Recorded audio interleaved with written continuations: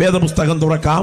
Daniel പ്രവചനം 7-ാം അധ്യായം അതിൻ്റെ 9-10 വാക്യങ്ങൾ. ദാനിയേൽ പ്രവചനം 7-ാം അധ്യായം അതിൻ്റെ 9-10 വാക്യങ്ങൾ ഉച്ചഭാഷണിയുടെ സഹായത്തോടുകൂടെ പ്രിയപ്പെട്ടവർ വായിച്ച് സഹായിക്കും. തികച്ചും പ്രാർത്ഥനാപൂർവം പരിശുദ്ധാത്മാവ് നിങ്ങളുടെ ഹൃദയത്തോട് ആഴത്തിൽ ഇടപെടട്ടെ. ശ്രദ്ധ ഞാൻ വേദപുസ്തകത്തിൽ കേന്ദ്രീകരിക്കുക. ദാനിയേൽ പ്രവചനം 7-ാം അധ്യായം അത് 9-10 വാക്യങ്ങൾ വായിച്ചാൽ. ഞാൻ നോക്കിക്കൊണ്ടിരിക്കെ അവൻ ന്യായാസനങ്ങളെ വെച്ചു. ഞാൻ നോക്കിക്കൊണ്ടിരിക്കെ അവർ ന്യായാസനങ്ങളെ വെച്ചു. വയോധികനായ ഒരുത്തൻ ഇരുന്നു. അവന്റെ വസ്ത്രം ഹിമം പോലെ വെളുത്തതും അവന്റെ തലമുടി നിർമ്മലമായ ആട്ടുരോമം പോലെയും അവന്റെ സിംഹാസനം അഗ്നിജ്വാലയും അവന്റെ രഥചക്രങ്ങൾ കത്തുന്ന തീയും ആയിരുന്നു. ഒരു അഗ്നിനദി അവന്റെ മുമ്പിൽ നിന്ന് പുറപ്പെട്ടൊഴുകി. 1000 പേർ അവന് ശുശ്രൂഷ ചെയ്തു. 1000 പേർ അവന് ശുശ്രൂഷ ചെയ്തു. 10,000 പേർ അവന്റെ മുൻപാകെ നിന്നു. 10,000 പേർ അവന്റെ മുൻപാകെ നിന്നു. ന്യായവിസ്താര സഭ ഇരുന്നു. പുസ്തകങ്ങൾ തുറന്നു. ഒന്ന് കരമുയർത്തി ദൈവത്തിന് സ്തോത്രം ചെയ്താട്ടെ. ഒരിക്കൽ കൂടെ ശബ്ദമുയർത്തി. ഈ രാത്രി അന്തിമമായി വെളിപ്പെടാൻ തുടങ്ങുന്ന ദൈവത്തിൻ്റെ കോടതി എന്ന വിഷയത്തെ സംബന്ധിച്ച് പ്രിയപ്പെട്ടവരുമായി പങ്കുവയ്ക്കുവാനാണ് എൻ്റെ ഹൃദയത്തിൽ ദൈവാത്മാവ് നിയോഗം നൽകിയിരിക്കുന്നത്. ഇവിടെ കോടതിയുണ്ടെങ്കിൽ ഉയരത്തിൽ കോടതിയുണ്ട്. ഇവിടെ ഫുൾ ബെഞ്ച് ഉണ്ടെങ്കിൽ ഉയരത്തിൽ ഫുൾ ബെഞ്ചുണ്ട്. ഇവിടെ വിധിവിസ്താരങ്ങൾ ഉണ്ടെങ്കിൽ ഉയരത്തിൽ വിധിവിസ്താരമുണ്ട്. ഇവിടെ പ്രതിക്കൂടുണ്ടെങ്കിൽ ഉയരത്തിൽ പ്രതിക്കൂടുണ്ട്. ഇവിടെ സാക്ഷിക്കൂടുണ്ടെങ്കിൽ ഉയരത്തിൽ സാക്ഷിക്കൂടുണ്ട്. ഇവിടെ തൊണ്ടി സാധനങ്ങൾ ഉണ്ടെങ്കിൽ ഉയരത്തിൽ തൊണ്ടി സാധനങ്ങളുണ്ട്. ഇവിടെ ജഡ്ജിമെന്റ് സീറ്റ് ഉണ്ടെങ്കിൽ ഉയരത്തിൽ ജഡ്ജിമെന്റ് സീറ്റുണ്ട്. ഇവിടെ പ്രതിക്കൂടുണ്ടെങ്കിൽ ഉയരത്തിൽ പ്രതിക്കൂടുണ്ട്. ഇവിടെ സാക്ഷിക്കൂടുണ്ടെങ്കിൽ ഉയരത്തിൽ സാക്ഷിക്കൂടുണ്ട്. ഇവിടെ നിയമഗ്രന്ഥങ്ങൾ ഉണ്ടെങ്കിൽ അവിടെ നിയമഗ്രന്ഥങ്ങളുണ്ട്. ഇവിടെ അഡ്വക്കേറ്റ് ഉണ്ടെങ്കിൽ അവിടെ അഡ്വക്കേറ്റ് ഇല്ല. തട്ടിപ്പും വെട്ടിപ്പും വഞ്ചനയും പൂഴ്ത്തിവയ്പും ഏതെങ്കിലും വ്യക്തി ഇവിടെ പണം വാങ്ങിച്ചുകൊണ്ട് ആർക്കു വേണ്ടിയും വാദിക്കാൻ ഇവിടെ അഡ്വക്കേറ്റിനെ കിട്ടും. എന്നാൽ സ്വർഗത്തിൻ്റെ കോടതിക്ക് മുൻപിൽ, ദൈവത്തിൻ്റെ ജുഡീഷ്യറിക്ക് മുൻപിൽ ഈ സംസാരിക്കുന്ന ഞാനും ഈ കേൾക്കുന്ന നീയും നിൽക്കേണ്ടി വരുമ്പോൾ നമുക്ക് വേണ്ടി വാദിക്കാൻ ഒറ്റ അഡ്വക്കേറ്റ് ഉണ്ടായിരിക്കില്ല. ജഡ്ജിയോട് പ്രതി നേരിട്ട് കണക്ക് തീർക്കുന്ന ഒരു കോടതി ചരിത്രത്തിലുണ്ടെങ്കിൽ അത് ഈ രാത്രി ഞങ്ങൾ പ്രസംഗിക്കുന്ന സ്വർഗത്തിന്റെ കോടതിയാണ്. പ്രിയരെ, സെക്ഷൻ ക്ലാസ്സിൽ കേസ് കൊടുത്ത് തോറ്റാൽ ഡിസ്ട്രിക്ട് കോർട്ടിൽ അപ്പീൽ പോകാം. ഡിസ്ട്രിക്ട് കോർട്ടിൽ കേസ് കൊടുത്ത് തോറ്റാൽ ഹൈക്കോർട്ടിൽ അപ്പീൽ പോകാം. ഹൈക്കോർട്ടിൽ കേസ് കൊടുത്ത് തോറ്റാൽ സുപ്രീം കോർട്ടിൽ അപ്പീൽ പോകാം.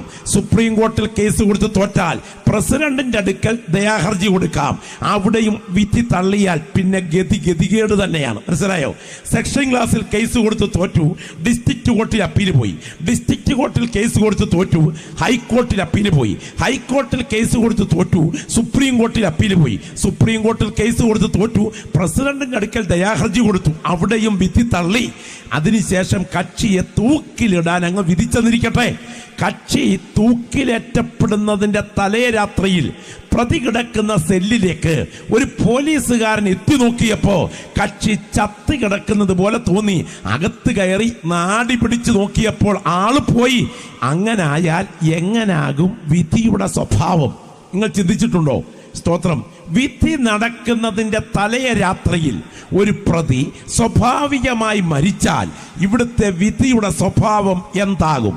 നിയമം അറിയാവുന്നവരോട് ചോദിക്കണം. ഇവിടുത്തെ വിധി നിയമപരമായി അസാധുവാകും.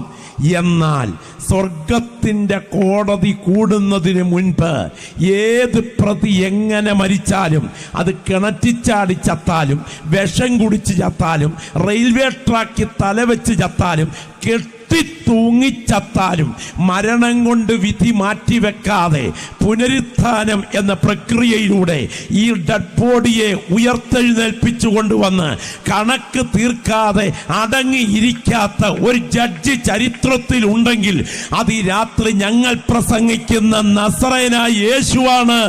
മാനവ കുലത്തിന്റെ സുപ്രീം ജഡ്ജി ഇന്ന് രാത്രി ഞങ്ങൾ പ്രസംഗിക്കുന്ന നസറേനായ യേശു.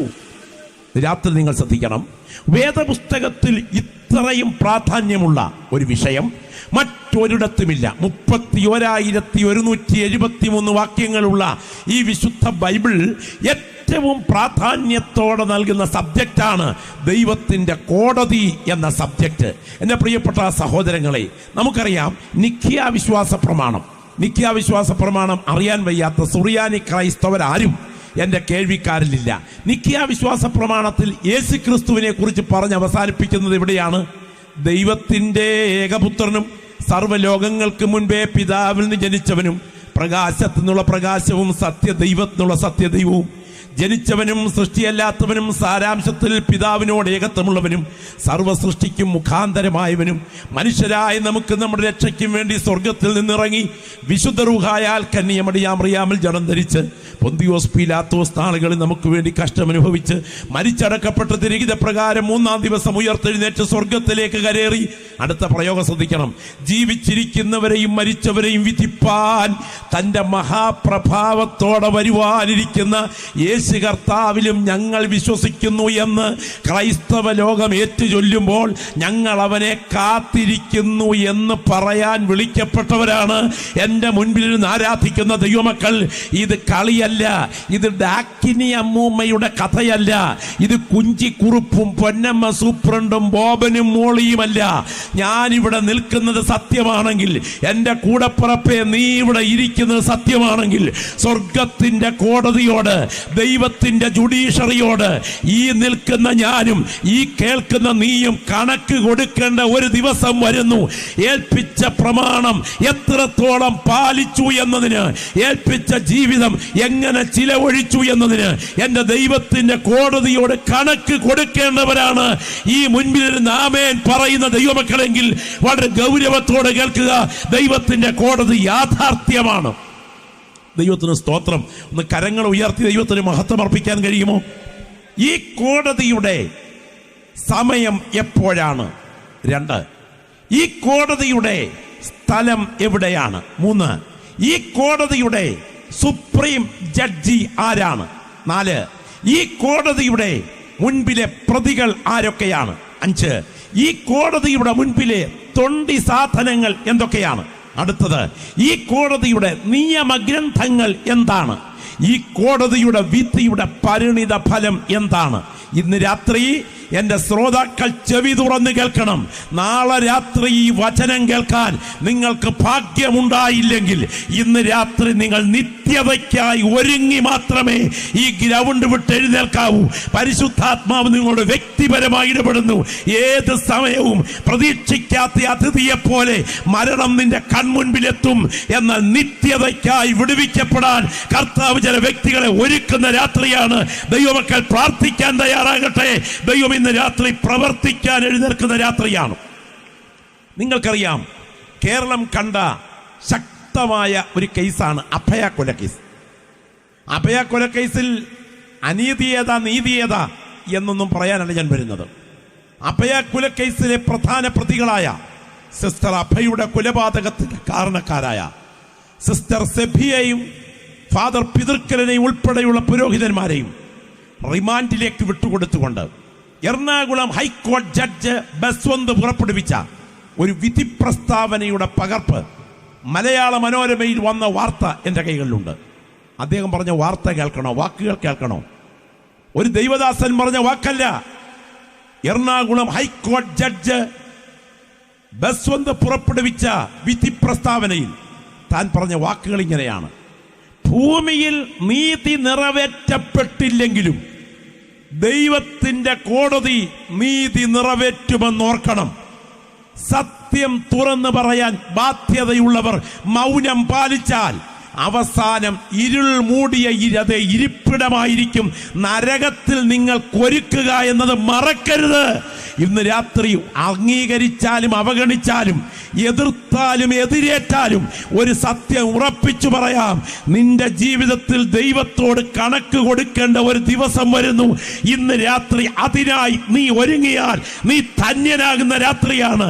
അവഗണിച്ചാൽ ഒരു തുള്ളി വെള്ളത്തിനായി പിടയുന്ന നരകമാണ് നിന്നെ കാത്തിരിക്കുന്നതെങ്കിൽ നിന്നെ പോലെ അരിഷ്ടൻ മറ്റാരുമില്ലെന്നും, എന്നാൽ മാറി പുതയ്ക്കാൻ പുതപ്പില്ലെങ്കിലും വെച്ച കഞ്ഞിക്കൊഴിക്കാൻ ഉപ്പില്ലെങ്കിലും എൻ്റെ പേര് ജീവന്റെ പുസ്തകത്തിലുണ്ട് എന്ന് ഉറപ്പ് പ്രാപിച്ച ഒരു ദൈവപൈതൽ ഇവിടെയുണ്ടെങ്കിൽ ഈ രാത്രി നിന്റെ മരണ ദിവസമായാൽ നിന്റെ വിശ്രമം നിന്റെ വീണ്ടെടുപ്പുകാരന്റെ മാർവിലാണെന്ന് ഉറപ്പ് പ്രാപിച്ച ദൈവമക്കൾ ഈ ഗ്രൗണ്ടിൽ ശബ്ദമുയർത്തി പറയണം, ദൈവത്തിന്റെ കോടതി യാഥാർത്ഥ്യമാണ്. അത് വെളിപ്പെടുന്ന ദിവസങ്ങൾ വരാൻ തുടങ്ങുന്നു. ഇനി നിങ്ങൾ അല്പ മിനിറ്റുകൾ ഈ പുസ്തകത്തിന്റെ പശ്ചാത്തലത്തിലേക്ക് ശ്രദ്ധിക്കണം. ഇന്നത്തെ ആത്മീയത നിത്യതയ്ക്ക് പ്രാധാന്യം നൽകാത്ത ആത്മീയതയാണ്. ഏറ്റവും അപകടകരമായ ഒരു ആത്മീയതയിലേക്ക് ഈ തലമുറ നീങ്ങുകയാണ്. ഈ രാത്രി ഗൗരവമായി നാം ഒന്ന് വിലയിരുത്തേണ്ടതുണ്ട്. ജനക്കൂട്ടത്തിന്റെ മനഃശാസ്ത്രം മനസ്സിലാക്കിക്കൊണ്ട് നിങ്ങളെ വൈകാരികമായി ഇക്കിളിക്കിടാൻ ഉണർവ് വിടുതൽ നാടകങ്ങൾ നടത്താനല്ല ഞാൻ ഇന്ന് രാത്രി ഇവിടെ നിൽക്കുന്നത്. ഓടിച്ചുകൊണ്ട് പോകുമ്പോൾ കൂടപ്പിറപ്പെ കണ്ണടഞ്ഞാൽ പാട്ട പോലെ പൊളിഞ്ഞ് മൂക്കിൽ പഞ്ഞി വെക്കുന്ന ഒരു പാട്ടവണ്ടിക്കുള്ള ദൈവകൃപയല്ല ഇന്ന് രാത്രി വ്യാപരിക്കേണ്ടത്. ഇരുത്തി കുലുങ്ങിയാൽ പൊട്ടി വീഴുന്ന ഒരു സിമന്റ് കൂന പ്രാർത്ഥിച്ച് നേടാനല്ല ഈ രാത്രി സുവിശേഷ യോഗം വെച്ചിരിക്കുന്നത്. നിയമം മാറിയാൽ ഭണ്ഡാരത്തിൽ ചേരുന്ന ഒരു തുണ്ട് വസ്തുവിന് വേണ്ടിയല്ല ഈ രാത്രി ശുശ്രൂഷ നടക്കുന്നത്. ഇന്ന് രാത്രി നിന്റെ കണ്ണടഞ്ഞാൽ പറുദീസയിൽ നിന്റെ നിത്യത എത്തണം. അതിന് കണ്ണിൽ അടയുന്നതിന് മുൻപ് ആത്മാവ് നിന്നെ ഒരിക്കൽ കൂടെ ഒരുക്കുന്ന രാത്രിയാണ്. വ്യക്തികളോട് ദൈവാത്മാവ് രാത്രി ശക്തമായി ഇടപെടുകയാണ്. നിങ്ങൾ അറിയണം, പഴയ നിയമത്തിലെ 27-ാമത്തെ പുസ്തകമാണ് ദാനിയേൽ പ്രവചനം. 12 അധ്യായമാണുള്ളത്. 1-ാം അധ്യായം പ്രവാസ ചരിത്ര വർണ്ണനയാണ്. 2-ാം അധ്യായം ചതുർവിധ ലോഹനിർമ്മിതമായ ഒരു ബിംബത്തിന്റെ ദർശനമാണ്. 3-ാം അധ്യായം ഒരു വൃക്ഷ ദർശനമാണ്. 4-ാം അധ്യായം ദുരാസമഭൂമിയിൽ നിർത്തിയ ഒരു സ്വർണ്ണ ബിംബത്തിന്റെ വിശദീകരണമാണ്. 5-ാം അധ്യായം ബെൽസസറിന്റെ കൊട്ടാര ഭിത്തിയിൽ വെളിപ്പെടുന്ന ദൈവകോടതിയുടെ കയ്യെഴുത്താണ്. മെനെ മെനെ തെക്കേൽ ഫാർസി എന്ന ദൈവകോടതിയുടെ കയ്യെഴുത്താണ്. 6-ാം അധ്യായം ദാനിയേൽ സിംഹഗുഹയിലാണ്. 7-ാം അധ്യായം 4 വന്യമൃഗങ്ങളുടെ ദർശനമാണ്. 8-ാം അധ്യായം ആട്ടുകൊറ്റൻ കോലാട്ടുകൊറ്റൻ ഈ 2 ജീവികളുടെ രംഗപ്രവേശനത്തിലൂടെ യുഗത്തിന്റെ സന്ധ്യയിൽ എതിർ ക്രിസ്തുവിന്റെ ഭരണം ചരിത്രത്തിൽ എങ്ങനെ ഉത്ഭവിക്കും എന്നതിന്റെ സ്ഥിതിവിവര കണക്കാണ് 8-ാം അധ്യായം. 9-ാം അധ്യായം ചരിത്ര പ്രസിദ്ധമായ 70 ആഴ്ചവട്ടങ്ങളുടെ കണക്കാണ്. 10-ാം അധ്യായം അന്ധകാര ശക്തികളോട് പടപൊരുതേണ്ടതിന് ദൈവത്തിന്റെ ദൂതന്മാർ ആകാശമണ്ഡലത്തിൽ ഇറങ്ങി വരികയും പ്രാർത്ഥിച്ച ദാനിയേലിന്റെ പ്രാർത്ഥനയ്ക്കെതിരെ ഉയർന്ന പാർസി പ്രഭുവിന്റെ ശക്തിയെ ദൈവാത്മാവ് ബന്ധിക്കുന്ന അധ്യായമാണ് 10-ാം അധ്യായം. 11-ാം അധ്യായം എതിർ ക്രിസ്തുവിന്റെ വംശാവലി പരമ്പര പട്ടികയാണ്. 12-ാം അധ്യായം നീയോ ദാനിയേലെ പൊയ്ക്കൊള്ളുക, നീ വിശ്രമിച്ച കാലാവസാനത്തിങ്കൽ നിന്റെ ഓഹരി പ്രാപിപ്പാൻ എഴുന്നേറ്റ് വരും എന്ന് പറഞ്ഞുകൊണ്ട് ദാനിയേലിനെ അന്ത്യയാത്ര അയക്കുകയാണ്. ഇന്ന് ഇറാനിൽ പേർഷ്യൻ രാജാക്കന്മാരുടെ കല്ലറകളുടെ ഇടയിൽ പുരാതന ഭക്തനായ ദാനിയേലിന്റെ കല്ലറ നിങ്ങൾക്ക് നേരിട്ട് കാണാം. ഇത് സങ്കല്പമല്ല, ഇത് യാഥാർത്ഥ്യം തന്നെയാണ്.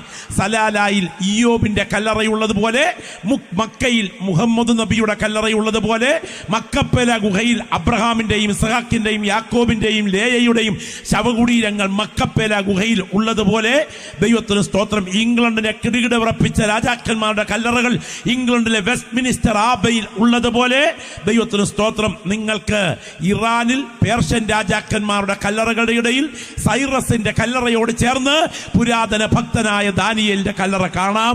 ഇന്ന് രാത്രി ഞാൻ പറയുന്ന വസ്തുതകൾക്ക് ചരിത്രം സാക്ഷി എന്ന് പറയാനാണ് ഞാൻ ഈ വന്നത്. ഇനി ഒരു കാര്യം, ഇതിത്ര മാത്രം കൃത്യമായി വിശ്വസിക്കാൻ കഴിയുമോ?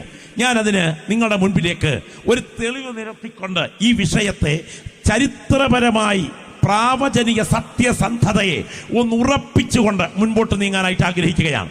വേദപുസ്തക പ്രവചനവും ഇതര പ്രവചനവും തമ്മിലുള്ള വ്യത്യാസം നമ്മൾ തിരിച്ചറിയണം. വേദപുസ്തക പ്രവചനത്തിന് ചില പ്രത്യേകതകളുണ്ട്. വേദപുസ്തക പ്രവചനത്തിന് പ്രചോദനം നൽകിയ പ്രവാചകാത്മാവും പ്രചോദന ജീവനുമായി പ്രവചിച്ചു പ്രവചിച്ചു പ്രവചിച്ചു പ്രവചിച്ചു പ്രവചിച്ചു പ്രവചിച്ചു പ്രവചിച്ചു പ്രവചിച്ചു പ്രവചിച്ച് പ്രവചിച്ചതുപോലെ ജനിച്ച് പ്രവചിച്ചതുപോലെ ജീവിച്ച് പ്രവചിച്ചതുപോലെ മരിച്ച് പ്രവചിച്ചതുപോലെ അടക്കപ്പെട്ട് പ്രവചിച്ചതുപോലെ ഉയർത്തെഴുന്നേറ്റ് പ്രവചിച്ചതുപോലെ സ്വർഗാരോഹണം ചെയ്ത് പ്രവചിച്ചതുപോലെ ഇന്ന് രാത്രിയും പ്രാർത്ഥിക്കുന്ന തന്റെ ജനത്തിനായി മധ്യസ്ഥതയണച്ച് പ്രവചിച്ചതുപോലെ മടങ്ങി വരുന്ന ഒരുവനേ ഉള്ളൂ. അത് ഈ രാത്രി ഞങ്ങൾ പ്രസംഗിക്കുന്ന നസറയനായ യേശുവാണ്. അവരിലാണ് പ്രവചനങ്ങൾ മുഴുവൻ കേന്ദ്രീകരിക്കപ്പെട്ടിരിക്കുന്നത്. എന്നാൽ വേദപുസ്തക പ്രവചനങ്ങൾ ഭാവനയല്ല, സങ്കല്പമല്ല, യാഥാർത്ഥ്യമാണ്.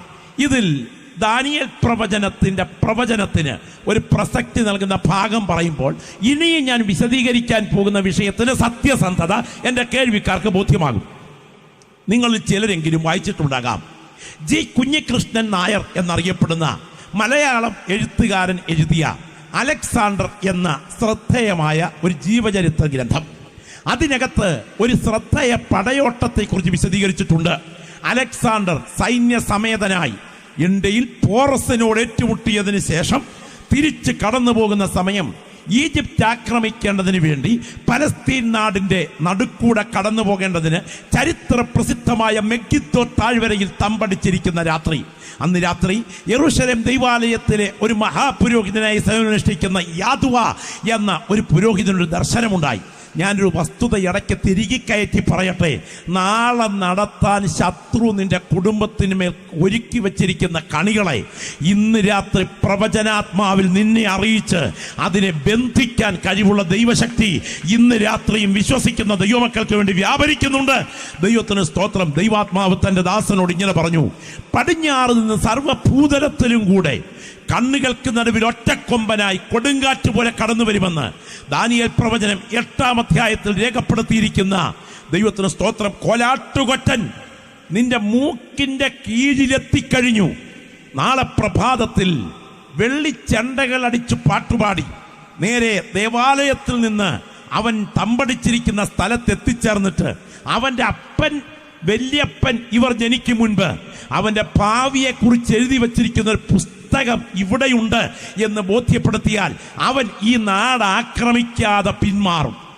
ദൈവിക നിയോഗമോർത്തിയാൻ ദൈവത്തിന് മഹത്വം അർപ്പിക്കുകയാണ്. എന്തിനേറെ രാവിലെ സമയം യാദുവ എന്ന ഈ മഹാപുരോഹിതൻ താമ്രമണി, പീതരത്നം, വജ്രം, ഗോമേതകം, നീലക്കല്ല്, മാണിക്യം, മരതകം, വൈഢൂര്യം എന്നിത്യാദി രത്നങ്ങൾ നിറഞ്ഞ തങ്കപ്പതക്കത്തിന്റെ സ്വർണ്ണലലാടത്തിൽ യഹോവയ്ക്ക് വിശുദ്ധം എന്ന് കുറിച്ച ആ പ്രത്യേക വർണ്ണഞ്ചിത വസ്ത്രങ്ങളൊക്കെ അണിഞ്ഞ് യാഗപീഠത്തിൽ നിന്നുള്ള ഉച്ഛിഷ്ടമിച്ഛിഷ്ടങ്ങൾ കഴുകിയൊഴിക്കുന്ന ചരിത്ര പ്രസിദ്ധമായ ഒലിപ്പ് തോടായ കിദ്രോൻ തോട് കുറുക മുറിച്ച് താഴെ ചരിത്ര പ്രസിദ്ധമായ അതേ മെഗിദ്ദോ താഴ്വരയിലേക്ക് ഗായക സംഘം പോലെ ശുശ്രൂഷകന്മാരെ കൂടെ കൂട്ടി ഇറങ്ങി ചെല്ലുകയാണ്. അലക്സാണ്ടർ ചക്രവർത്തി ദൂരെ നോക്കിയപ്പോൾ ഒരു സൈന്യം വരുന്നത് പോലെ തോന്നി. ചരിത്ര പ്രസിദ്ധമായ തന്നെ കുതിരപ്പുറത്ത് കയറിയിരുന്ന യുദ്ധസന്നദ്ധനായി. പക്ഷെ അടുത്തു വന്നപ്പോൾ മനസ്സിലായി അത് സൈന്യമല്ല, അതൊരു ഗായക സംഘമാണെന്ന്. ആ സംഘം അദ്ദേഹത്തിന്റെ മുൻപിൽ വന്നു നിന്ന ഉടൻ തന്നെ അദ്ദേഹം കുതിരപ്പുറത്ത് നിന്ന് താഴെ ഇറങ്ങി മുട്ടുകുത്തി ഇദ്ദേഹത്തെ നമസ്കരിച്ചു. അപ്പോ കൂടെ ഉണ്ടായിരുന്ന സൈന്യാധിപന്മാർ ലിസിമാക്കസ്, കിസാൻഡ്രസ്, സെലൂക്കസ്, ടോളമി എന്നിവർ ചോദിച്ചു, അങ്ങെന്തിനാ ഈ മനുഷ്യനെ നമസ്കരിച്ചത്? അപ്പോൾ അദ്ദേഹം പറഞ്ഞത് കേൾക്കണോ, ഞാൻ ഇദ്ദേഹത്തെ അല്ല നമസ്കരിച്ചത്, ഇദ്ദേഹത്തിന്റെ നെറ്റിത്തടത്തിൽ പതിച്ചിരിക്കുന്ന തങ്കലലാടത്തിൽ കുറിച്ചിരിക്കുന്ന യഹോവയ്ക്ക് വിശുദ്ധം എന്ന പ്രയോഗത്തിന്റെ പുറകിൽ ഒരു ദേവനുണ്ട്, ആ ദേവനെയാണ് ഞാൻ നമസ്കരിച്ചത്. സ്തോത്രം. അപ്പോൾ യാദുവ പറഞ്ഞു, അങ്ങ് ജനിക്കുന്നതിന് മുൻപ് അങ്ങയുടെ അപ്പനും വല്യപ്പനും അപ്പൂപ്പനും ഒക്കെ ഉണ്ടാകുന്നതിന് മുൻപ് അങ്ങയുടെ ഭാവി എഴുതി വച്ചിരിക്കുന്ന പുസ്തകം ഞങ്ങളുടെ കയ്യിലുണ്ട്. ഞാനിന്ന് രാത്രി ഈ ദൈവദാസന്മാരോട് ഉൾപ്പെടെയുള്ള സഹസ്രനോട് ചോദിക്കട്ടെ, നമ്മുടെ അപ്പനും വല്യപ്പനും അപ്പൂപ്പനും ഉണ്ടാകുന്നതിന് മുമ്പ് നമ്മുടെ ഭാവി എഴുതി വച്ചിരിക്കുന്ന ഒരു പുസ്തകം അങ്ങ് ഉഗാണ്ടയിലുണ്ടെന്ന് പറഞ്ഞാൽ തറവാട് വിറ്റാന്നേലും വേണ്ടുകര അവിടെ പോയി അതിൻ്റെ പേജൊന്ന് വായിച്ച് കേൾക്കാൻ ആരാഗ്രഹിക്കാത്തത്? അലക്സാണ്ടർ ചക്രവർത്തി എത്രയധികം അദ്ദേഹം അത്ഭുതപരതന്ത്രനായി ഈ ചെറിയ ഗ്രൂപ്പിനോടൊപ്പം ദേവാലയത്തിന് നടുമുറ്റത്തെത്തി അദ്ദേഹത്തെ സ്വീകരിച്ചാനയിച്ചൊരു പീഠത്തിൽ ഇരുത്തിയതിനു ശേഷം വിശുദ്ധ സ്ഥലത്തേക്ക് ചെന്നൊരു പേടകം തുറന്ന് അതിൽ നിന്ന് ദാനിയേൽ പ്രവാചകന്റെ ഈ പുസ്തകം എടുത്തുകൊണ്ടുവന്ന് തുറന്നങ്ങോട്ട് വായിച്ചു കേൾപ്പിച്ചു. പടിഞ്ഞാറ് നിന്ന് ഗ്രീസിൽ നിന്ന് ഒറ്റക്കൊമ്പനായി ഒരു ഏകാധിപതി, 2 കൊമ്പുള്ള മേദ്യ പാർസ്യൻ സൈന്യത്തിന്റെ ഒടുവിലത്തെ ഭരണാധികാരിയെ ഒരു നദീ തീരത്ത് വെച്ച് ചവിട്ടി തകർത്ത് വിജയമാഘോഷിക്കും. നിങ്ങൾക്കറിയാമോ, ഇത് വായിച്ചു കൊണ്ടിരിക്കുമ്പോൾ അലക്സാണ്ടർ ചക്രവർത്തി ദേവാലയത്തെ നോക്കി വീണ്ടും നമസ്കരിച്ചു. കാരണം അദ്ദേഹം പറഞ്ഞ വാക്കിങ്ങനെയാണ്: ഒരാഴ്ച മുമ്പ് സിറിയയിലെ അർബല്ലയിൽ വെച്ച് ഗാനിക്കസ് നദീതീരത്തെ യുദ്ധത്തിൽ വെച്ച് മേദ്യ പാർസ്യ സൈന്യത്തിന്റെ ഒടുവിലത്തെ ഭരണാധികാരിയായ ദാരിയൂസിനെ കുതിരപ്പുറത്ത് നിന്ന് നിലത്ത് തള്ളിയിട്ട് ഷൂസിട്ട കാലുകൊണ്ട് നെഞ്ചിൽ ചവിട്ടി വിജയമാഘോഷിച്ച കഴിഞ്ഞ ആഴ്ചത്തെ ചരിത്രം എന്റെ വല്യപ്പൻ ജനിക്കുന്നതിന് മുൻപ് എഴുതി വെച്ച പുസ്തകം സാധാരണ പുസ്തകമല്ല. ഈ രാത്രി കൃപ പ്രാപിച്ച ദൈവപൈതലേ, ഇതിന്റെ അതുല്യത ഓർത്താൽ ഇന്ന് രാത്രി നൃത്തം ചെയ്ത ദൈവത്തെ ആരാധിക്കണം. നമ്മുടെ കയ്യിലിരിക്കുന്ന ജീവന്റെ വചനത്തിന്റെ ദിവ്യത്വം ഓർത്ത് ദൈവമക്കൾ ശബ്ദം ഉയർത്തി കർത്താവിനെ മഹത്വപ്പെടുത്തണം. അലക്സാണ്ടർ ചക്രവർത്തി ചോദിച്ചു, അല്ല, എന്റെ ഭാവിയെ കുറിച്ച് വല്ലതും അതിനകത്തുണ്ടോ? അപ്പോൾ അലക്സാണ്ടർ ചക്രവർത്തിയോട് പറഞ്ഞു, താങ്കളുടെ ഭാവിയെ കുറിച്ചുണ്ട്. വായിച്ചങ്ങോട്ട് കൽപ്പിച്ചു. അവൻ വാണിരുന്നത് പോലെയല്ല, അവന്റെ രാജ്യം ആകാശത്തിലെ 4 കാറ്റുകൾക്ക് നേരെ നിർമൂലമായി. അവന്റെ ബലത്തിന്റെ ഉച്ചസ്ഥാവസ്ഥയിൽ അവനല്ല, അവന്റെ രക്തബന്ധത്തിൽപ്പെട്ടവർക്കല്ല, അന്യരുടെ കൈകളിൽ അമർന്നു പോകും. അങ്ങനെയാണെങ്കിൽ മരണം യൗവനത്തിന്റെ നടുമുറിയിൽ നടക്കും. അധികാരം രക്തബന്ധങ്ങളുടെ കൈകളിൽ കിട്ടില്ല. അസമയത്തെ മരണമായിരിക്കും. ഇതുകൊണ്ട് അന്ന് മുതൽ ഒരു യഹൂദ റബി സംഘത്തെ തന്റെ കൂടെ യാത്ര ചെയ്യാൻ വേണ്ടി സജ്ജീകരണം ചെയ്തു അലക്സാണ്ടർ എന്നാണ് പറയുക. നിങ്ങൾക്കറിയാമോ അലക്സാണ്ടറിന്റെ മരണം നടക്കുന്ന രാത്രി സംഭവിച്ചത്? അലക്സാണ്ടറിന്റെ മരണം നടക്കുന്ന രാത്രി പനിനീർക്കുളത്തിൽ കുളിച്ചു കയറിയ അദ്ദേഹം ജ്വരബാധിതനായി മരിച്ചു എന്നും ലക്ഷ്യബോധത്തോടെ അദ്ദേഹത്തിന് വിഷം കൊടുത്തു എന്നും 2 പഠനങ്ങളുണ്ട്. എന്തായാലും അദ്ദേഹത്തിന്റെ മരണം നടക്കുമ്പോൾ മരണത്തിന് 3 പിന്തുടർച്ചക്കാരുണ്ട്. 1 അദ്ദേഹത്തിന്റെ മകൻ, 2 അദ്ദേഹത്തിന്റെ സഹോദരൻ, 3 അദ്ദേഹത്തിന്റെ അർത്ഥ സഹോദരൻ. രഹസ്യമായി മറ്റൊരാളുണ്ട്, അദ്ദേഹത്തിന്റെ ഇല്ലീഗലായ പുത്രൻ. എന്നാൽ നിങ്ങൾക്കറിയാമോ, മരണം നടന്ന രാത്രി അദ്ദേഹത്തിന്റെ മകനെയും അദ്ദേഹത്തിന്റെ സഹോദരനെയും അദ്ദേഹത്തിന്റെ അർത്ഥ സഹോദരനെയും അദ്ദേഹത്തിന്റെ ഇല്ലീഗലായ പുത്രനെയും 3 പേരെയും സൈന്യാധിപന്മാർ 4 പേരും കൂടെ കൊന്നതിന് ശേഷം രാജ്യം 4ആയി വിഭജിച്ചെടുത്തപ്പോൾ ആകാശവും ഭൂമിയും മാറിയാലും മാറ്റമില്ലാത്ത ദൈവത്തിന്റെ വചനത്തിൽ അവന്റെ രക്തബന്ധങ്ങളുടെ കൈകളിൽ ഭരണത്തിന്റെ പിന്തുടർച്ച അമരില്ലെന്ന് എഴുതിയത് സത്യമായി സംഭവിച്ചെങ്കിൽ ആ പുസ്തകം പറയുന്നു ഒരു കോടതി ഉയരത്തിലുണ്ട്. അത് സത്യമായിരിക്കുകയാണ്. അവഗണിച്ചാലും പരിഗണിച്ചാലും ഉറപ്പോടെ കേൾക്കുക എന്റെ ദൈവത്തിന്റെ ജുഡീഷ്യറി. ദൈവത്തിന് സ്തോത്രം. രാത്രി എൻ്റെ സഹോദരങ്ങൾ ശ്രദ്ധിക്കണേ, മലയാള ഭാഷയിൽ ഭാഷാ പ്രയോഗത്തിന് വിഭജനാർത്ഥമുണ്ട്. മലയാളം തന്നെ വിഭജനാർത്ഥമുള്ള പ്രയോഗമാണ്. മലൈ അധികം ആഴം സമം മലയാളം. മലയ്ക്ക് ശേഷമുള്ള ആഴമായ പ്രതലം, അതാണ് മലയാളം. മലൈ അധികം കര സമം മലങ്കര. മലയ്ക്ക് ശേഷമുള്ള കര മലങ്കര. കേര അധികം അളം സമം കേരളം. കേരവൃക്ഷങ്ങൾ കൂട്ടമായി വളരുന്ന തടമാണ് കേരളം. സ്തോത്രം. അപ്പോൾ അങ്ങനെ അങ്ങോട്ട് പഠിച്ചാൽ സംസ്കൃതത്തോട് വളരെ അടുപ്പമുള്ള ഭാഷയാണ് മലയാളം. മലയാളത്തിനകത്തെ ഭാഷാ പ്രയോഗങ്ങളിൽ പലതിൻ്റെ അർത്ഥം ഇന്നും നമുക്ക് പെട്ടെന്ന് മനസ്സിലാക്കാൻ ബുദ്ധിമുട്ടുണ്ട്. നിങ്ങൾ ഓർക്കുക, മരണം തീരുക, രണം യുദ്ധം. മരണം യുദ്ധം തീരുക. കണ്ടോ അച്ചായ നീണ്ട് നിവർന്ന പെട്ടിക്കകത്ത് കിടക്കുന്ന കിടപ്പ് കണ്ടാൽ മനസ്സിലാകും യുദ്ധം തീർന്ന് കിടക്കുകയാണ്. എന്താ? വിവാഹം. വിശുദ്ധം, വിശേഷത. വാഹം, വാഹനം, വിശേഷതയുള്ള വാഹനം, അതാണ് വിവാഹം. അപ്പോൾ ഓരോന്നിനും അർത്ഥമുണ്ട്. വേദന, നിങ്ങൾക്കറിയാമോ വേദന എന്നുള്ളതിന്റെ അർത്ഥം എന്താന്ന്? വേദ എന്നാൽ സംസ്കൃതത്തിൽ അറിവ് എന്നാണ്. ഋഗ്വേദം, യജുർവേദം, സാമവേദം, അഥർവവേദം. വേദം അറിവ്. ന എന്നാൽ സംസ്കൃതത്തിൽ ഇല്ല എന്നാണ്. അങ്ങനെയാണെങ്കിൽ വേദന എന്ന് പറഞ്ഞാൽ അറിവില്ല എന്നാണ്. എന്താ വേദന? ആ വിഷയത്തെക്കുറിച്ച് അറിവില്ലാത്തതാ വേദന. അങ്ങനെയാണെങ്കിൽ സിംഹാസനം. എന്താ സിംഹാസനം? സിംഹം അധികം ആസനം സമം സിംഹാസനം. എന്താ സിംഹം? രാജാക്കന്മാർ ഇരിക്കുന്ന കൈത്താലത്തിൽ ബാലസിംഹങ്ങളെ കൊത്തിപ്പണത പുറകോട്ട് ചാരിയ ഇരിപ്പിടങ്ങൾക്കാണ് സിംഹാസനം എന്ന് പറയുന്നത്. ഞാൻ ഇന്ന് രാത്രി ചോദിക്കുന്നു, അങ്ങനാണെങ്കിൽ ഈ എഴുതിയ വചനം ശ്രദ്ധിക്കണം. ഞാൻ നോക്കിക്കൊണ്ടിരിക്കെ അവർ ന്യായാസനങ്ങളെ വെച്ചു, വയോധികനായ ഒരുവനിരുന്നു, അവന്റെ സിംഹാസനം.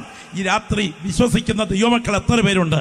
സ്വർഗത്തിന്റെ ഒരു കോണിൽ വായിൽ താമ്പൂല മിശ്രിതവും കൊണ്ട് കട്ടിക്കണ്ണാടിയും വെച്ച് ഇടയ്ക്കിടയ്ക്ക് താമ്പൂല മിശ്രിതം ആട് ചവയ്ക്കുന്നത് പോലെ ചവച്ച് കട്ടിക്കണ്ണാടി വെച്ച് പത്രവും പൊക്കി പിടിച്ച് കിടന്ന് ഉറങ്ങുന്ന പൊട്ടൻ മുതുക്കന പൂപ്പനല്ല ഞാൻ പ്രസംഗിക്കുന്ന ദൈവം. അവൻ ഇതുവരെ കസേര ഒഴിഞ്ഞിട്ടില്ല. ഇത്രയും ദൈവമക്കൾ ഇവിടെ നിന്ന് സ്തോത്രം പറഞ്ഞ് ആരാധിച്ചു കൊണ്ടിരിക്കുമ്പോൾ എൻ്റെ ദൈവത്തിൻ്റെ കരം ചരിത്രത്തിൻ്റെ പുറകിൽ ചലിക്കുന്നുണ്ട്. ഇത് വിശ്വസിക്കുന്ന ദൈവമക്കൾ എത്ര പേരുണ്ട്? ജീവിക്കുന്ന ദൈവം ഉയരത്തിലുണ്ടെന്ന് ബോധ്യമുള്ള ദൈവമക്കൾ ഈ രാത്രി ഇവിടെ നിന്ന് കരമടിച്ചുകൊണ്ട് പറയണം, ഞങ്ങൾ വിശ്വസിക്കുന്നു, ജീവിക്കുന്ന ദൈവം ഉയരത്തിലുണ്ട്. ദൈവത്തിന് മഹത്വം എന്ന് കരമടിക്കാൻ പറ്റുമോ? കരമടിക്കാൻ പറ്റുമോ? ചിലരുടെയൊക്കെ ഇരിപ്പ് കണ്ടാൽ ജീവിക്കുന്ന ദൈവം ഇല്ലെന്നുള്ള. പിന്നെ വേറൊരു വിഷയമുണ്ട്, കള്ളൻ ഏറ്റവും ഇഷ്ടം പോലീസ് ഇല്ലെന്ന് കേൾക്കുന്നതാ, അല്ലേ? അതുപോലെ തട്ടിപ്പും വെട്ടിപ്പും വളപ്പും വഞ്ചനയും വക്രതയും പൂഴ്ത്തിവയ്പും വ്യഭിചാരവും ദുർമാർഗവും കൊള്ളയും കാട്ടുന്ന ദുഷ്ടന്മാർക്ക് ഏറ്റവും ഇഷ്ടം ദൈവം ഇല്ലെന്ന് കേൾക്കുന്നതാ. എന്നാൽ പ്രാർത്ഥിക്കുന്ന ദൈവമക്കൾ ഉറപ്പോടെ വിളിച്ചു പറയുന്നു, നിങ്ങൾ അവഗണിച്ചാലും പരിഗണിച്ചാലും ജീവിക്കുന്ന മഹാദൈവത്തിന്റെ സിംഹാസനം ഉയരത്തിലുണ്ട്. തെളിയിക്കാം. ജീവിക്കുന്ന ദൈവമുണ്ടോ? തെളിയിക്കാം. പ്രിയരെ, എൻ്റെ വാത്സല്യ സഹോദരങ്ങളെ, എൻ്റെ ഈ പോക്കറ്റിൽ കിടക്കുന്ന പേന ഇത് 2 വട്ടം ഉണ്ടായിട്ടുണ്ട്. നിങ്ങൾക്കറിയാമോ? ഇത് 2 പ്രാവശ്യം ഉണ്ടായിട്ടുണ്ട്. യമുനാ നദിയുടെ തീരത്ത് ഷാജഹാൻ മുംതാസ് മകളിന്റെ സ്മരണയ്ക്കായി ഉയർത്തിക്കെട്ടിയ ആ പ്രേമകുടീരമില്ലേ, ദൈവത്തിന് സ്തോത്രം, താജ്മഹൽ, അത് 2 വട്ടം ഉണ്ടായിട്ടുണ്ട്. ആദ്യം എപ്പോഴുണ്ടായി? ഒരു ചിന്തകന്റെ ഒരു ആർക്കിടെക്റ്റിന്റെ മനസ്സിൽ രൂപം കൊണ്ടു. രണ്ടാമത് അത് തറയിട്ട് പണിതപ്പോൾ നിർമ്മാണത്തിൽ രൂപം കൊണ്ടു. ഇത് ഒരു പ്ലാനറിന്റെ മനസ്സിൽ ഡിസൈൻ ചെയ്തത് ആദ്യം മനസ്സിൽ രൂപം കൊണ്ടു. രണ്ടാമത് ഇത് കമ്പനിയിൽ രൂപം കൊണ്ടു. അങ്ങനെയാണെങ്കിൽ സ്തോത്രം, ഈ ഗ്ലാസ് മുതൽ ഈ മൊബൈൽ മുതൽ സകലത്തിനും 2 സംവിധാനമുണ്ട്. ആദ്യം ഒരു വ്യക്തിയുടെ മനോമുകുരത്തിൽ രൂപം കൊള്ളുന്നു. രണ്ടാമതൊരു യാഥാർത്ഥ്യമായി ഇവിടുത്തെ ദൈവത്തിന് പാലങ്ങളാകട്ടെ, ബഹുനില ബംഗ്ലാവുകളാകട്ടെ, എന്തിനും 2 നിർമ്മാണമുണ്ട്. അങ്ങനെയാണെങ്കിൽ ഏറ്റവും വലിയ നിർമ്മാണം ഏതാണെന്നറിയാമോ? 2 കാലിൽ എഴുന്നേറ്റ് നിൽക്കുകയും 2 കൈകൾ സർവതന്ത്ര സ്വതന്ത്രമായി ഉപയോഗിക്കുകയും ചെയ്യുന്ന പ്രകൃതിയിലെ ചിന്തിക്കുന്ന ജന്തുവായ നിന്റെ ശരീരത്തിന്റെ നിർമ്മാണമാണ് ഏറ്റവും വലിയ നിർമ്മാണമെങ്കിൽ ഇതിന്റെ പുറകിൽ ഒരു ഡിസൈനർ ഉണ്ട് എന്ന് തിരിച്ചറിയുന്ന ദൈവമക്കള് കൈകെട്ടി വാപൂട്ടി അനങ്ങാമ്പാറ നയത്തിൽ ഹിമാലയ പർവ്വതത്തിൽ മുനി ഇരിക്കുന്നത് പോലെ ഇരിക്കില്ല. ഇരിക്കുന്ന ഇരിപ്പിലിരുന്ന് 1 സെക്കൻഡ് സ്വന്തം ശരീരത്തെക്കുറിച്ച് ഒന്ന് ധ്യാനിച്ചാൽ ശബ്ദമുയർത്തി പറയും, ഭയങ്കരവും അതിശയകരവുമായി എന്നെ സൃഷ്ടിച്ചിരിക്കയാൽ ഞാൻ നിനക്ക് സ്തോത്രം ചെയ്യുന്നു. ഞാൻ ചോദിക്കട്ടെ, 335 ഗ്രാം തൂക്കം, മുഷ്ടിയുടെ വലിപ്പം, ഹാർട്ട് എന്ന ഒരു കൊച്ചു പമ്പേ ഇടനെഞ്ചിരുന്ന് ഇടപെടാതിരിക്കുന്നത് കൊണ്ടല്ലേ ഇവിടുന്ന് സ്തോത്രം പറഞ്ഞുകൊണ്ടിരിക്കുന്നത്, അല്ലേ? 1 മിനിറ്റിൽ 72 തവണ, ഒരിടിപ്പിൽ 2.5 ഔൺസ് രക്തം, 25,000 കോടി നാഡീ കോശങ്ങളും 15,000 ഇന്നർ ക്രോസ് കണക്ഷനുമുള്ള 1.5 കിലോ ഭാരമുള്ള നമ്മുടെ തലച്ചോറ്. ദൈവത്തിന് സ്തോത്രം. 25,000 നാഡീ കോശങ്ങൾ. രാജുമേത്ര എണ്ണിയച്ച് പറയുന്നതല്ല, ശാസ്ത്രഗ്രന്ഥത്തിലുള്ളതാണ്. ഇത്രമാത്രം വയറിംഗ് സിസ്റ്റമുള്ള അതിനകത്തെ ഒരു ചെറിയ ക്ലോട്ട് എന്ന ഒരു മുട്ടുസൂചിയുടെ അറ്റത്തിൻ്റെ വലിപ്പത്തിൽ വീണാൽ, മറ്റത്ത് വീണാൽ സ്തോത്രം എന്ന് മൊത്തം പറയത്തില്ല, ശ്വാസരം എന്നേ വരൂ. വാക്ക് സ്ഫുടതയോടെ ഉപയോഗിക്കാൻ നിന്റെ നാവിന് ബലം തന്ന ദൈവത്തിൻ്റെ കരുതലോർത്താൽ ഇന്ന് രാത്രിയിൽ തെർമോമീറ്ററും കടിച്ചു പിടിച്ച് ഡോക്ടറിന്റെ മുൻപിൽ രോഗി ഇരിക്കുന്നത് പോലല്ല, ഇരിക്കുന്ന ഇരിപ്പിൽ ആരോഗ്യത്തോടെ ആയുസിന്റെ മേൽ കരം വെക്കാൻ മരണദൂതനെ അനുവദിക്കാഞ്ഞ എൻ്റെ ദൈവത്തിന്റെ പദ്ധതി തിരിച്ചറിയുന്ന ദൈവമക്കൾ ശബ്ദമുയർത്തി പറയണം, ഇതിന്റെ പുറകിൽ ഒരു ഡിസൈനർ ഉണ്ട്. ഞാൻ ചോദിക്കട്ടെ, ഒരിടിപ്പിൽ 2.5 ഔൺസ് രക്തം 1 മിനിറ്റിൽ 72 തവണ. ശ്രദ്ധിച്ച് കാൽക്കുലേറ്റ് ചെയ്തു. 1 മിനിറ്റിൽ 72 തവണ ഇടിച്ചിട്ടുണ്ടെങ്കിൽ ഒരു ദിവസം എത്ര തവണ ഇടിക്കും? അങ്ങനെയാണെങ്കിൽ ഒരു രാത്രിയിൽ എത്ര തവണ ഇടിക്കും? 70 വയസ്സ് കഴിഞ്ഞിട്ടുള്ള ഒരു അപ്പച്ചൻ ഇതിനകത്ത് ഇരിപ്പുണ്ടെങ്കിൽ 250 കോടി വട്ടം ഇപ്പൊ ഇടി കഴിഞ്ഞു. ഒരു വട്ടമല്ല, 250 കോടി വട്ടം. സ്തോത്രം എന്ന് പറഞ്ഞാൽ ഓരോ മിടിപ്പിലെയും പമ്പിങ്ങിന്റെ ഭീകരതയാ. ഭൂമിയെ 2 വട്ടം ചുറ്റാനുള്ള ദൈർഘ്യമുള്ള നേർവിലൂടെ നോൺ സ്റ്റോപ്പ് പമ്പിങ് നടക്കുക. കഴിഞ്ഞ രാത്രി നീ ഗാഠമായി ഉറങ്ങിയപ്പോഴും നിന്റെ ഇടനെഞ്ചിൽ ചലനം നിലയ്ക്കാതെ നിർത്തിയ ഈ ഡിസൈനറിന്റെ പരമബുദ്ധി ഒന്ന് മനസ്സിൽ ധ്യാനിച്ചാൽ ബുദ്ധികെട്ടവന് മാത്രമേ കണ്ണടയ്ക്കാൻ പറ്റൂ. അല്ലാത്തവൻ ശബ്ദമുയർത്തി പറയും, ഇതിന്റെ പുറകിൽ ഒരു ഡിസൈനർ ഉണ്ട്. Glory, hallelujah. ഞാൻ ചോദിക്കട്ടെ, നമുക്കെല്ലാവർക്കും തലയിൽ തലമുടിയുണ്ട്. എന്നാൽ തലമുടിക്കിടെ കൂടെ മൂക്കിന്റെ ദ്വാരം മുകളിലേക്കില്ല. ഉണ്ടോ? ആർക്കുമില്ല. മൂക്ക് സാധാരണ കുടയോടെ കീഴോട്ടാണ് ഇരിക്കുന്നത്. കുടയോടെ താഴോട്ട് മൂക്കിരിക്കുകയും തലമുടി മുകളിൽ മൂടിയിരിക്കുകയും ചെയ്യുന്നു. ഫാക്ടറിയിൽ സാധാരണ പോക്കോയിൽ എങ്ങോട്ടായിരിക്കുന്നത്? കീഴോട്ടല്ലല്ലോ, മുകളിലോട്ടല്ലേ. കാർബൺ ഡയോക്സൈഡിനെ ഓക്സിജനെ ഉൾക്കൊണ്ടതിന് ശേഷം പുറന്തള്ളുന്ന ഈ പൈപ്പിനെ മാത്രം 2 ദ്വാരങ്ങളെ കുടയോടെ കീഴോട്ട് വെച്ച് തന്നെ പറയാം. ഒരു വേള ഇത് മുകളിലോട്ട് ദ്വാരം പോലെ ഇരുന്നിരുന്നെങ്കിൽ ഒരു പെരുമഴയത്ത് കുടയില്ലാതെ ഇറങ്ങിപ്പോയാൽ വെള്ളം എങ്ങോട്ടിറങ്ങും? മനസ്സിലായില്ല. അപ്പം വെള്ളം കീഴോട്ടിറങ്ങും എന്ന് മനസ്സിലാക്കിക്കൊണ്ട് ഈ മൂക്കിനെ കുടയോടെ താഴോട്ട് വെച്ചതൊരു പരമബുദ്ധിയല്ലേ? ആ പരമബുദ്ധിയായി ഇന്ന് രാത്രി ഞങ്ങൾ ജീവിക്കുന്ന ദൈവമെന്ന് പറയുന്നത്. ദൈവത്തിന് സ്തോത്രം. ഞാൻ ചോദിക്കട്ടെ, നാസാരന്ധ്രം, മൂക്ക്, ഗന്ധമറിയുന്ന സാധനം കൂടാണല്ലോ. അതുമായിട്ട് വായിക്ക് എന്നെ അകലമുണ്ട്. സ്തോത്രം. വായ അന്നനാളത്തിലേക്ക് തുറക്കുന്ന എൻട്രൻസ് ഇല്ലേ, ഇത് തമ്മിൽ അടുപ്പിച്ച് വെച്ചത് ആരാ? ഒരു അർത്ഥത്തിൽ മൂക്ക് ഇവിടെ ഇരിക്കുകയും വായ് മറ്റൊരിടത്തിരിക്കുകയും ചെയ്തിരുന്നെങ്കിൽ എന്തായിരുന്നേനും ഗതി? മഹാഗതികേടായേനെ. ഒരു വളിച്ച പോണ്ട നിങ്ങളുടെ കൈ കിട്ടി. കഴിക്കാൻ വായോട് അടുപ്പിക്കുന്ന സമയം മൂക്ക് പറയും കേറ്റി വിടരുത്, വളിച്ചതാണ്. അപ്പൊ ഗന്ധം അറിഞ്ഞുകൊണ്ട് വയറ്റിലോട്ട് പോകുന്നതിനെ വിലക്കത്തക്ക വിധത്തിൽ ഇത് സിസ്റ്റമായി ചെയ്ത ഒരു പരമബുദ്ധി ഇതിന്റെ പുറകിലില്ലേ? ആ പരമബുദ്ധിയാ ഇന്ന് രാത്രി കൃപ പ്രാപിച്ച ദൈവമക്കൾ ജീവിക്കുന്ന ദൈവമെന്ന് പറയുന്നത്. അവൻ ഉയരത്തിൽ സിംഹാസനത്തിലുണ്ട് എന്ന് ബോധ്യമുള്ള ദൈവമക്കൾ ഈ രാത്രി ലജ്ജ കൂടാതെ ശബ്ദമുയർത്തി പറയണം, ഭയങ്കരവും അതിശയകരവുമായി എന്നെ സൃഷ്ടിച്ചിരിക്കയാൽ ഞാൻ നിനക്ക് സ്തോത്രം ചെയ്യുന്നു. ജീവിക്കുന്ന ദൈവം ഉയരത്തിലുണ്ട് പ്രിയരേ. അങ്ങനെയാണെങ്കിൽ അന്തിമം ഒരു വിധി വരുന്നു. പരിശുദ്ധാത്മാവ് രേഖപ്പെടുത്തിയിരിക്കുന്ന പ്രയോഗം ശ്രദ്ധിക്കണം. മരിച്ചവർ ആബാലവൃത്തം എന്ന് വെളിപ്പാട് പുസ്തകം 20 പറയുന്നു. എന്നാൽ ദാനിയേൽ പ്രവചനം പറയുന്നു, ഞാൻ നോക്കിക്കൊണ്ടിരിക്കെ അവർ ന്യായാസനങ്ങളെ വെച്ചു. വയോധികനായ ഒരുവൻ ഇരുന്നു. അവന്റെ സിംഹാസനം അഗ്നിജ്വാലയും അവന്റെ രഥചക്രങ്ങൾ കത്തുന്ന തീയുമായിരുന്നു. തീ കൊണ്ട് തീർത്തൊരു സിംഹാസനം. ഇന്ന് കരങ്ങൾ ഉയർത്തി ദൈവത്തിന് മഹത്വം അർപ്പിക്കാമോ? ജീവിക്കുന്ന ദൈവം ഉയരത്തിലുണ്ടെന്ന് ബോധ്യമുള്ള ദൈവമക്കൾ കരമൊന്ന് ഉയർത്തിപ്പിടിച്ചേ. ശബ്ദം ഉയർത്തിയൊന്ന് വാ തുറന്ന് പറഞ്ഞ് ജീവിക്കുന്ന ദൈവം ഉയരത്തിലുണ്ട്. ഈ രാത്രി പരിശുദ്ധാത്മ നിയോഗത്തോടെ പറയാം, കുഞ്ഞാർജ രക്തത്താൽ കഴുകൽ പ്രാപിച്ച ദൈവവൈതലേ, നിനക്കെതിരെ ആര് കരമുയർത്തിയാലും നിന്റെ കവിൾത്തടങ്ങൾ നനഞ്ഞൊഴുകുമ്പോൾ നടപടിയെടുക്കാൻ കഴിവുള്ളൊരു സർവാധികാരിയുടെ കരം നിന്റെ ജീവന്റെ പുറകിൽ ചലിക്കുന്നത് തിരിച്ചറിയുന്ന ദൈവമക്കൾ ആത്മാവിൽ പറയണം, എനിക്ക് വേണ്ടി വ്യവഹരിക്കുന്ന ഒരു ദൈവകരം ഈ ഗ്രൗണ്ടിന്റെ പുറകിൽ ഞാൻ ആത്മാവിൽ കാണുകയാണ്. യേശുവിന്റെ ദൈവതേജസ്സിന്റെ മേഘം ഇതിനകത്ത് വ്യാപരിച്ചുകൊണ്ടിരിക്കുന്നു. കർത്താവിന്റെ കരം ചില വ്യക്തികളെ തൊടുന്ന രാത്രിയാണ്.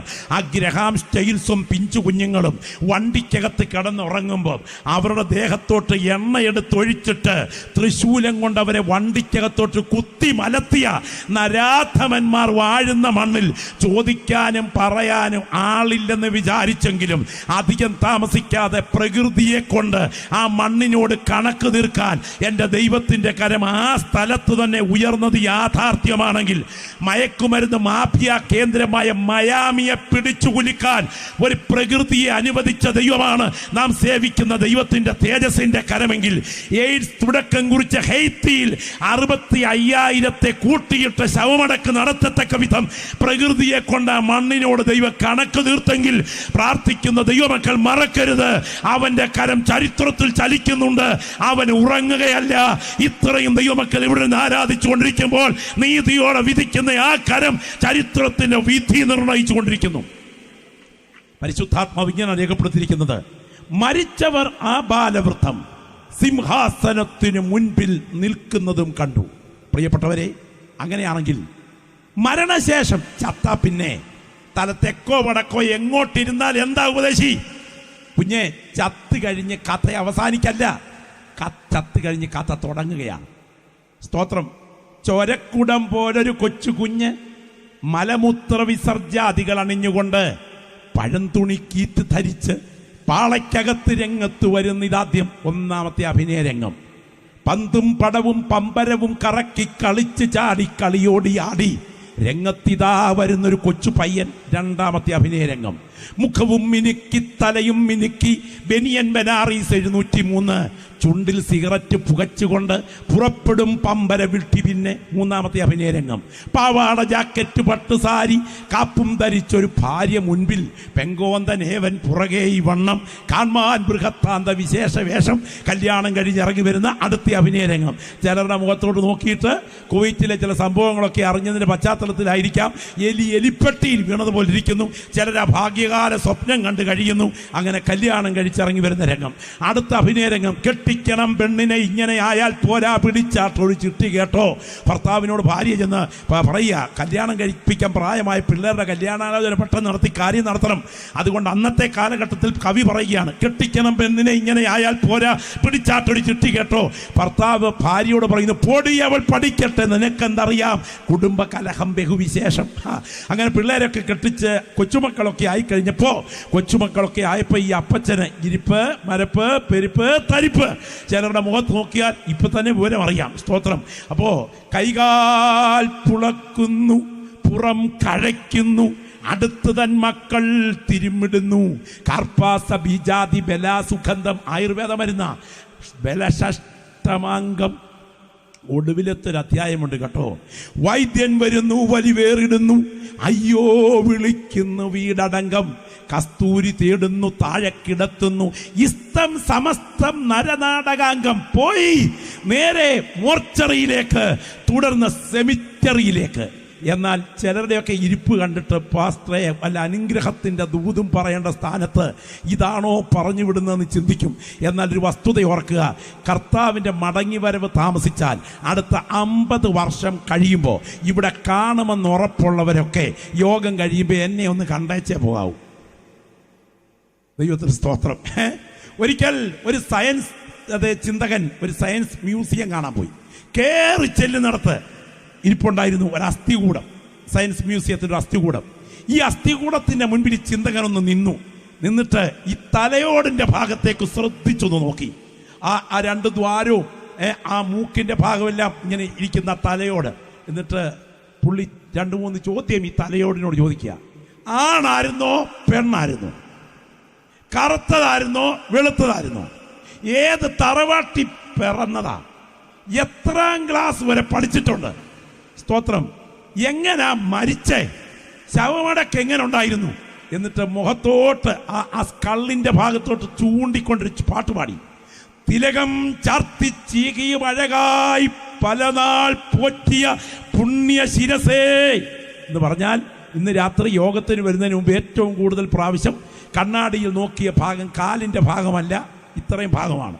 അപ്പോൾ അത്രയും ഭാഗത്തെ ഈ അസ്ഥികൂടത്തിലെ സ്കള്ളിനെ കണ്ടിട്ട് പറയാം, തിലകം ചാർത്തി ചീകിയും അഴകായി പലനാൾ പൊറ്റിയ പുണ്യ ശിരസേ, ഉലകം വെല്ലാൻ ഉഴറിയ നീയോ വിലപിടിയാതൊരു തലയോടായോ. ഇന്ന് രാത്രി എന്നെ കേൾക്കുന്ന കൂടപ്പറപ്പേ, ഇതുകൊണ്ട് കഥ കഴിഞ്ഞെങ്കിൽ സാരമില്ലായിരുന്നു. എന്നാൽ എൻ്റെ കയ്യിൽ നിൽക്കുന്ന ദൈവത്തിൻ്റെ വചനം പറയുന്നു, ധനവാൻ മരിച്ചു, അടക്കപ്പെട്ടു, ലാസറും മരിച്ചു.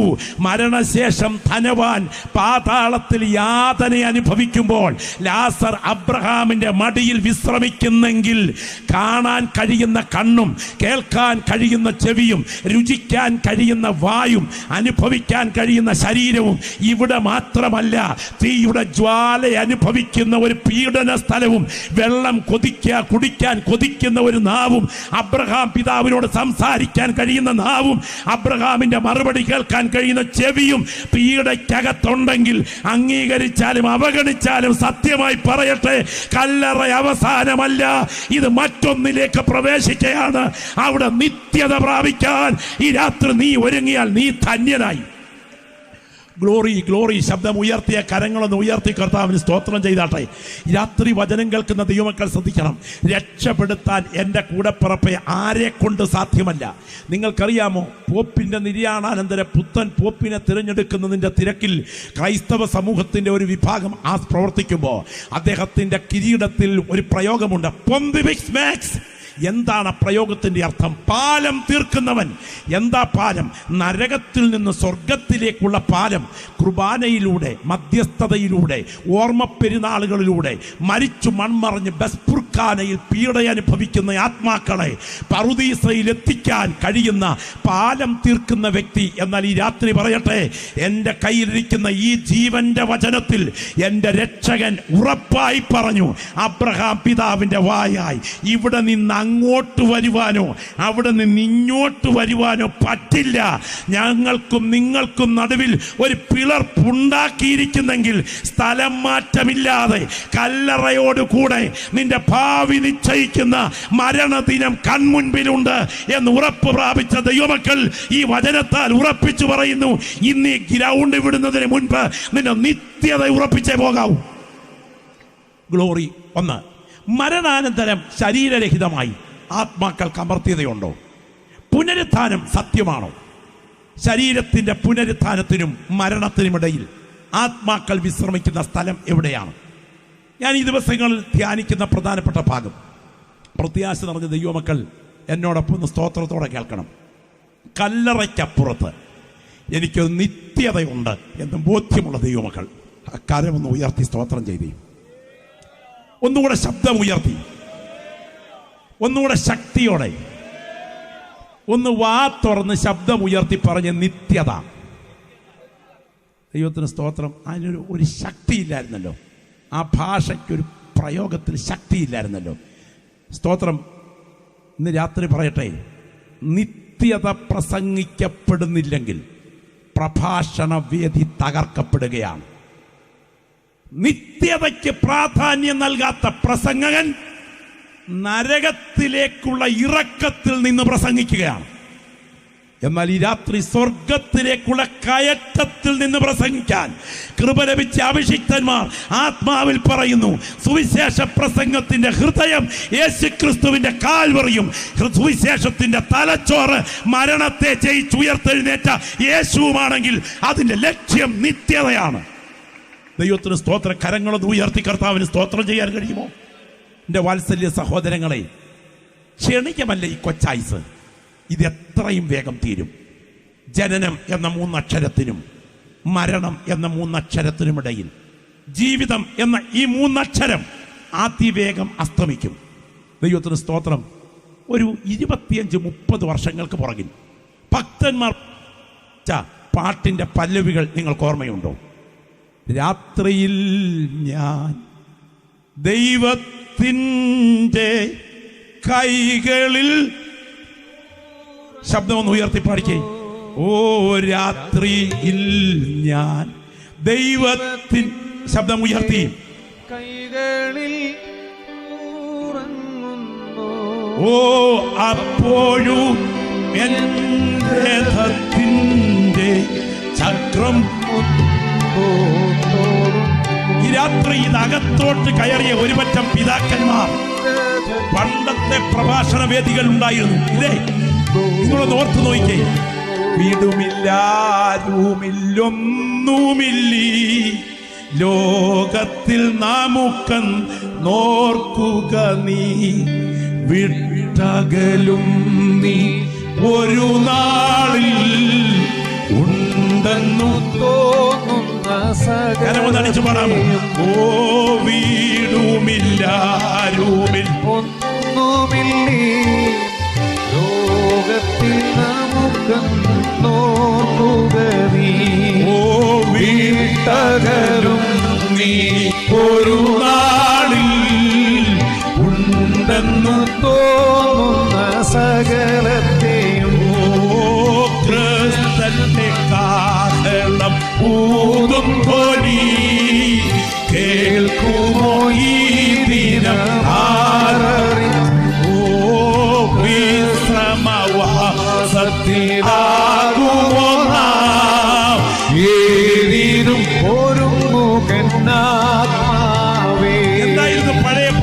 പല്ലവികൾക്കകത്ത് തുടിച്ചു നിന്നത്. നഗ്നനായി ഞാൻ ലോകത്തിൽ വന്നു, നഗ്നനായി തന്നെ പോകുമേ. നഗ്നനായി ഞാൻ ലോകത്തിൽ വന്നു, നഗ്നനായി തന്നെ പോകുമേ. ലോകത്തിൽ എനിക്കില്ല യാതൊന്നും, എന്റെ കൂടങ്ങു പോരൂ. എങ്ങനെയുണ്ടായിരുന്നു പാട്ടിന്റെ സ്വഭാവം? എന്റെ സമ്പത്തെന്നു ചൊല്ലുവാൻ വേറെയില്ലൊന്നും, യേശു മാത്രം സമ്പത്താകും. ശബ്ദം ഉയർത്തിക്കേ. എന്റെ സമ്പത്തെന്നു ചൊല്ലുവാൻ വേറെയില്ലൊന്നും, യേശു മാത്രം സമ്പത്താകും. മേലിലേറുശലേമെന്നെ കാത്തുകൊള്ളുവാൻ ഒരുങ്ങിത്തൻ, മേലിലേറുശലേമെന്നെ കാത്തുകൊള്ളുവാൻ ഒരുങ്ങിത്തൻ, ശോഭയേറും വാതിലുകൾ എനിക്കായിട്ടുയർത്തുമ്പോൾ എന്റെ സമ്പത്ത്. ആമേൻ.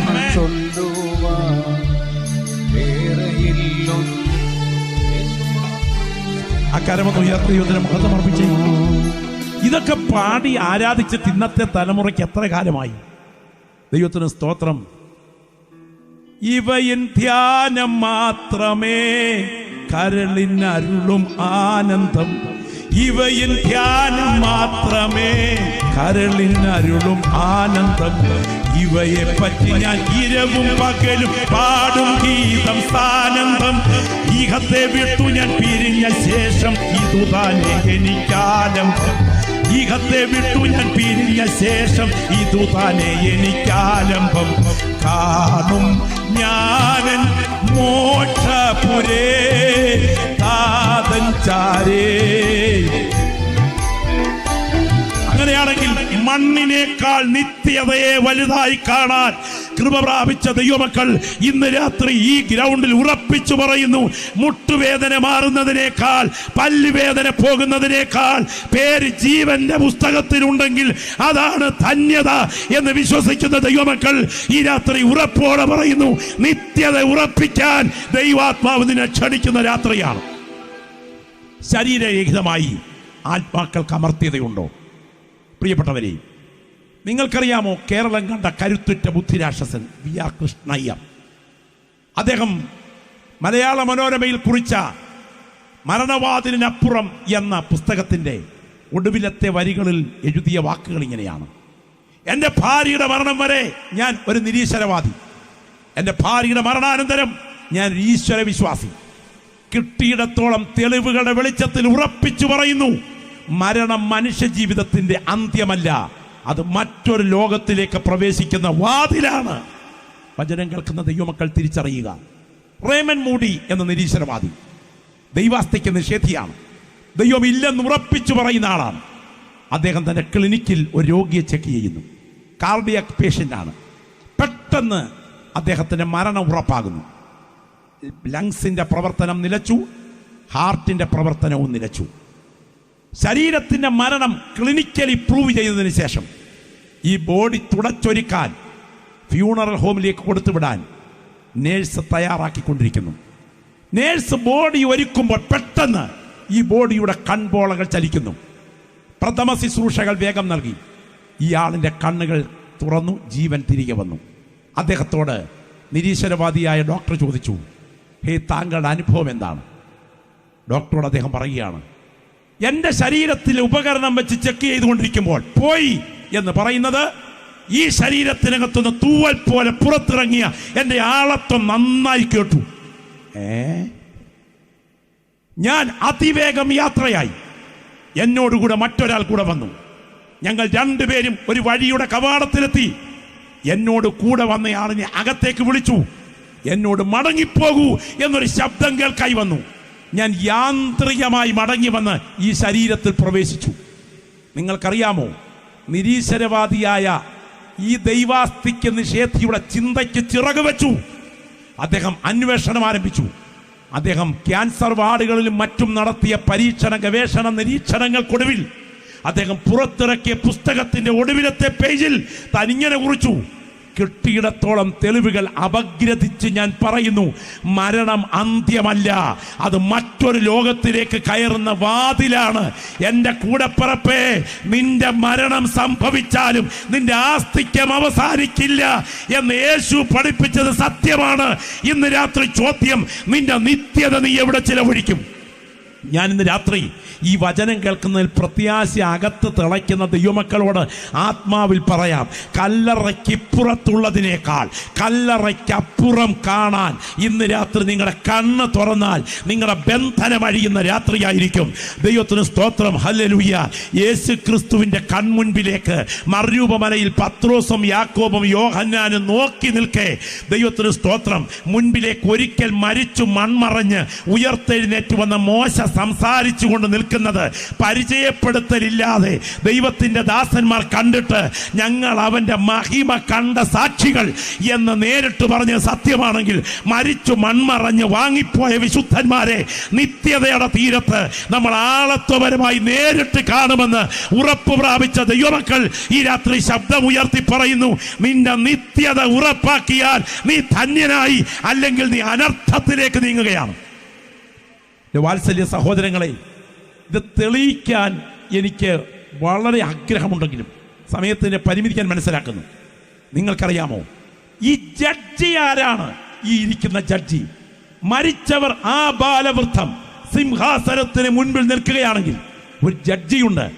ആ ജഡ്ജി സോക്രട്ടീസ് അല്ല, ആ ജഡ്ജി പ്ലേറ്റോ അല്ല, ആ ജഡ്ജി അരിസ്റ്റോട്ടിലല്ല, ആ ജഡ്ജി ലോകം കണ്ട മതസ്ഥാപകന്മാരോ രാഷ്ട്രമീമാംസകന്മാരോ ആരുമല്ല. അവനെ മരിച്ചവരിൽ നിന്ന് ഉയർത്തെഴുന്നേൽപ്പിച്ചതിനാൽ ജഡ്ജിയാകാനുള്ള അധികാരം അവന് നൽകിയിരിക്കുന്നു എന്ന് ദൈവത്തിൻ്റെ വചനം പറയുന്നെങ്കിൽ, മാനവ കുലത്തിൽ നിന്ന് കല്ലറയ്ക്കപ്പുറത്ത് ഉയർത്തെഴുന്നേറ്റ് വന്ന് ചരിത്രം തുടരുന്ന ഒരുവനെ ലോകം കണ്ടിട്ടുണ്ടെങ്കിൽ അത് ഈ രാത്രി ഞങ്ങൾ പ്രസംഗിക്കുന്ന നസറേയനായ യേശു അല്ലാതെ മറ്റൊരാളുമില്ല എന്ന് വിശ്വസിക്കുന്ന ദൈവമക്കൾ ഇവിടെ ഉറപ്പിച്ചു പറയുന്നു. വെളിപ്പെടാൻ തുടങ്ങുന്ന ദൈവകോടതിയിലെ ജഡ്ജി ഞങ്ങൾ പ്രസംഗിക്കുന്ന നസറേയനായ യേശു. നിങ്ങൾക്കറിയാമോ, ഈ രക്ഷകനെ എൻ്റെ സ്വന്തമാക്കാൻ ഭാഗ്യം കിട്ടിയാൽ മരണത്തിന് പോലും എന്നെ കീഴ്പ്പെടുത്താൻ കഴിയില്ല എന്ന് ബോധ്യമുള്ള ദൈവമക്കളെ കരങ്ങളൊന്ന് ഉയർത്തിപ്പിടിച്ചേ. ഈ രക്ഷകനെ സ്വന്തമാക്കാൻ ഭാഗ്യം കിട്ടിയാൽ ഇന്ന് രാത്രി സ്വർഗം ഈ ഗ്രൗണ്ടിനും ഇത് തുറന്നു നിൽക്കുകയാണ്. ദൂതന്മാരിവിടെ കുനിഞ്ഞു നോക്കിക്കൊണ്ടിരിക്കുന്ന രാത്രിയാണ്. കർത്താവിൻ്റെ കരം ചില വ്യക്തികളെ തൊടാൻ തുടങ്ങുന്ന രാത്രിയാണ്. എൻ്റെ നാഥൻ്റെ കരം ചില പ്രിയപ്പെട്ടവരെ വിടുവിച്ചെടുക്കാൻ ഈ ഗ്രൗണ്ടിൽ വ്യാപരിച്ചു കൊണ്ടിരിക്കുന്നു. എൻ്റെ പിൻപിലിരിക്കുന്ന സകല അഭിഷിക്തന്മാരും ആത്മാവിൽ പ്രാർത്ഥിച്ചു തുടങ്ങണം. എൻ്റെ മുൻപിലിരിക്കുന്ന ദൈവമക്കൾ ആത്മാവിൽ പോരാടി പ്രാർത്ഥിക്കണം. ദമസ്കോസിൻ്റെ പടിവാതിക്കൽ തേജസ്സിൻ്റെ പ്രഭയിൽ ഇറങ്ങി വന്നിട്ട് മുള്ളിന് നേരെ ഉതയ്ക്കുന്നത് നിനക്ക് നന്നല്ല എന്നരുളി ചെയ്ത രക്ഷകൻ ഇന്ന് രാത്രി ഇതിനകത്ത് ഇറങ്ങി വന്നിട്ടുണ്ടെന്നും ചില വ്യക്തികളെ മരണകൂപത്തിലേക്ക് സാത്താൻ വലിച്ചിഴച്ചു കൊണ്ടുപോകുമ്പോൾ ആ കെട്ടിനെ ഇന്ന് രാത്രി അഴിച്ചു മാറ്റാൻ അവരുടെ മേൽ യേശുവിൻ്റെ കരം ബലത്തോടെ വ്യാപരിക്കുന്നെന്നും ആത്മാവിൽ തിരിച്ചറിയുന്ന അന്യഭാഷയിൽ പ്രാർത്ഥിക്കാൻ നിയോഗമുള്ള ദൈവമക്കൾ ഇരിക്കുന്ന ഇരിപ്പിൽ പ്രാർത്ഥിച്ചു തുടങ്ങട്ടെ. ചില മിനിറ്റുകൾ ആത്മാവിൽ പോരാടുന്ന പ്രിയപ്പെട്ടവരുടെ നാവിൽ പ്രാർത്ഥനയുടെ ശബ്ദം ഉയരണം. ഈ രാത്രി വചനം കേൾക്കുന്ന ദൈവമക്കൾ തിരിച്ചറിയണം, മരിച്ചവർ ആബാലവൃദ്ധം സിംഹാസനത്തിന് മുൻപിൽ നിൽക്കുന്നത് കണ്ടു. പുസ്തകങ്ങൾ തുറന്നു. ജീവന്റെ പുസ്തകം എന്ന മറ്റൊരു പുസ്തകവും തുറന്നു. പുസ്തകങ്ങൾ എഴുതിയിരിക്കുന്നതിനൊത്തവണ്ണം മരിച്ചവർക്ക് അവരുടെ പ്രവൃത്തികൾക്കടുത്ത് ന്യായവിധിയുണ്ടായി. മരണത്തെയും പാതാളത്തെയും തീപ്പൊയ്കയിൽ തള്ളിയിട്ടു. ഈ തീപ്പൊയ്ക രണ്ടാമത്തെ മരണം. ജീവപുസ്തകത്തിൽ പേരെഴുതി കാണാത്ത ഏവനെയും തീപ്പൊയ്കയിൽ തള്ളിയിടുമെന്ന് അഭിപ്രായമല്ല, വചനത്തിന്റെ അന്തിമ വിധിയായതുകൊണ്ട് ഈ ഗ്രൗണ്ട് ഇവിടെ ശുശ്രൂഷ നടന്നുകൊണ്ടിരിക്കുമ്പോൾ ആകാശമണ്ഡലങ്ങൾക്ക് മീതെ സ്വർഗം തുറന്നു നിൽക്കുമ്പോൾ ഇന്ന് രാത്രി ജീവന്റെ പുസ്തകത്തിൽ പേരെഴുതാൻ യേശുവിന്റെ കരം സജ്ജമായിരിക്കുമ്പോൾ ചില വ്യക്തികളെ കഴുകാൻ കാൽവറി രക്തത്തിന്റെ ശക്തി ഈ ഗ്രൗണ്ടിൽ വ്യാപരിച്ചു കൊണ്ടിരിക്കുമ്പോൾ നിന്നെ നിത്യ നരകത്തിലേക്ക് വലിച്ചിഴയ്ക്കാൻ വാദിക്കുന്ന പൈശാചിക ശക്തികളുടെ ബന്ധനങ്ങളെ തകർക്കാൻ യേശുവിന്റെ കരം ഈ രാത്രി ഈ ഗ്രൗണ്ടിൽ ചലിക്കുമ്പോൾ അഭിഷിക്തർ പ്രാർത്ഥിച്ചു തുടങ്ങട്ടെ. ചില വ്യക്തികളുടെ പേര് രാത്രി ജീവന്റെ പുസ്തകത്തിൽ കുറിക്കപ്പെടുന്ന രാത്രിയാണ്. ശബ്ദമുയരട്ടെ, ശബ്ദമുയരട്ടെ. വാ തുറന്ന് അന്യഭാഷയിൽ പ്രാർത്ഥിക്കാൻ നിയോഗമുള്ള ദൈവമക്കൾ ഇരിക്കുന്ന ഇരിപ്പിൽ അന്യഭാഷയിൽ പ്രാർത്ഥിച്ചു തുടങ്ങുന്ന രാത്രിയാകണം. ഇതിനകത്തിരിക്കുന്ന ചില വ്യക്തികളുടെ മേൽ മരണത്തിൻ്റെ തണുത്ത കരങ്ങൾ തലോടാൻ സമയമെടുത്തു വരുമ്പോൾ, അടുത്ത വർഷം ഇതുപോലൊരു കൺവെൻഷൻ നടക്കുമ്പോൾ നിനക്കിതിനകത്ത് കാണാൻ കഴിയാത്ത വിധത്തിൽ നിന്റെ ശരീരത്തിൽ വെളിപ്പെട്ടിരിക്കുന്ന അവയവങ്ങളുടെ ബലഹീനതകൾ ക്രമേണ ശക്തമായി നിന്റെ ആന്തരിക മേഖലകളെ പിടിച്ചമർത്തി നിന്നെ നരകത്തിയിലേക്ക് വലിച്ചിഴക്കത്തക്ക വിധം വാദിക്കുന്ന സാത്താന്യ വ്യാപാരത്തെ ഇന്ന് രാത്രി കൈവച്ച് പ്രാർത്ഥിക്കാതെ തന്നെ ഈ ഗ്രൗണ്ടിൽ അഴിച്ചു മാറ്റിയിട്ട് നിത്യജീവന്റെ ശക്തി നിന്റെ മേൽ പകരാൻ യേശുവിന്റെ കരം ബലത്തോടെ ചലിച്ചുകൊണ്ടിരിക്കുകയാണ്. ഞാൻ തേജസ്സിൽ യേശു ഇവിടെ ഇറങ്ങി വന്നിരിക്കുന്ന കാഴ്ച ആത്മ കണ്ണുകൾ കൊണ്ട് കാണുകയാണ്. നിന്റെ ശരീരത്തിന്റെ കോശങ്ങൾ അറിയത്തക്ക വിധം ആ വിടുതൽ ഇന്ന് രാത്രി ഇവിടെ നടന്നുകൊണ്ടിരിക്കുകയാണ്. യേശുവിന്റെ രക്തത്താൽ ജയം. അഭിഷിക്തന്മാരെല്ലാവരും ശബ്ദം ഉയർത്തി ആത്മാവിൽ പ്രാർത്ഥിച്ചു തുടങ്ങട്ടെ, ആത്മാവിൽ പ്രാർത്ഥിച്ചു തുടങ്ങട്ടെ. യേശുവിന്റെ നാമത്തിൽ അതിവിടെ സംഭവിക്കട്ടെ.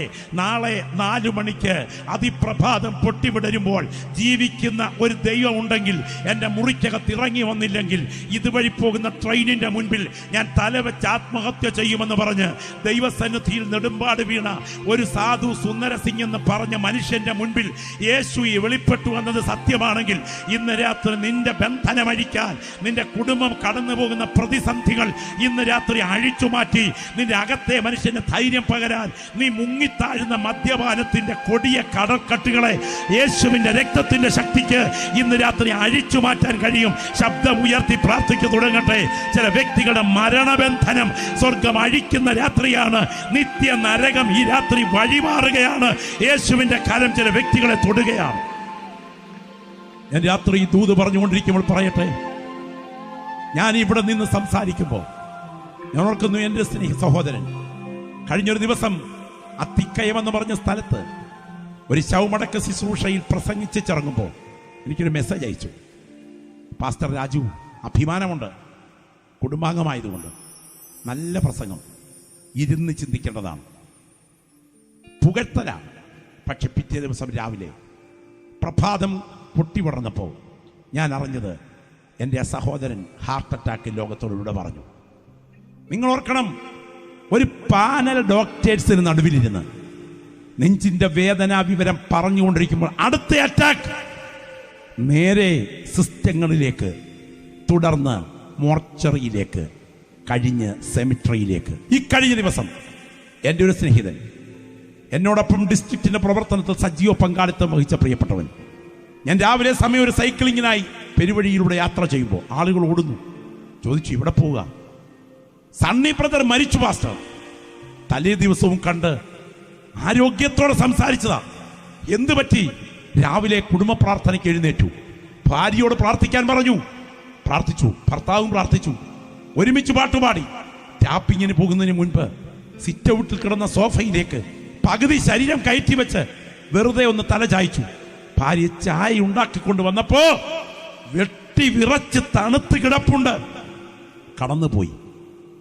നിങ്ങൾക്കറിയാം, ഏത് കരുത്തനും ഞങ്ങൾ നെഞ്ചോട് ചേർത്ത് സ്നേഹിക്കുന്ന റാന്നിയിൽ പൂവന്മല എന്ന് പറഞ്ഞ സ്ഥലത്ത് കർത്തൃ ശുശ്രൂഷയിൽ അധ്വാനിക്കുന്ന ഒരു ദൈവഭൃത്യൻ വാഹനം ഓടിച്ചു വരുമ്പോൾ മണിമല എന്ന സ്ഥലത്ത് തൻ്റെ കൊച്ചു കുഞ്ഞിനെ തൻ്റെ മക്കൾ യാത്ര ചെയ്യുന്ന പുറകിലത്തെ വണ്ടിയിലേക്ക് മാറ്റിയിട്ട് ഒറ്റയ്ക്ക് ഈ അപ്പൻ ലഗേജുമായി വരുന്ന സമയം ഒന്നുറങ്ങിപ്പോയി, കണ്ണടഞ്ഞുപോയി, വണ്ടി തകർന്ന് ചിതറി, ശരീരം ഛിന്ന ഭിന്നമായി പോയി.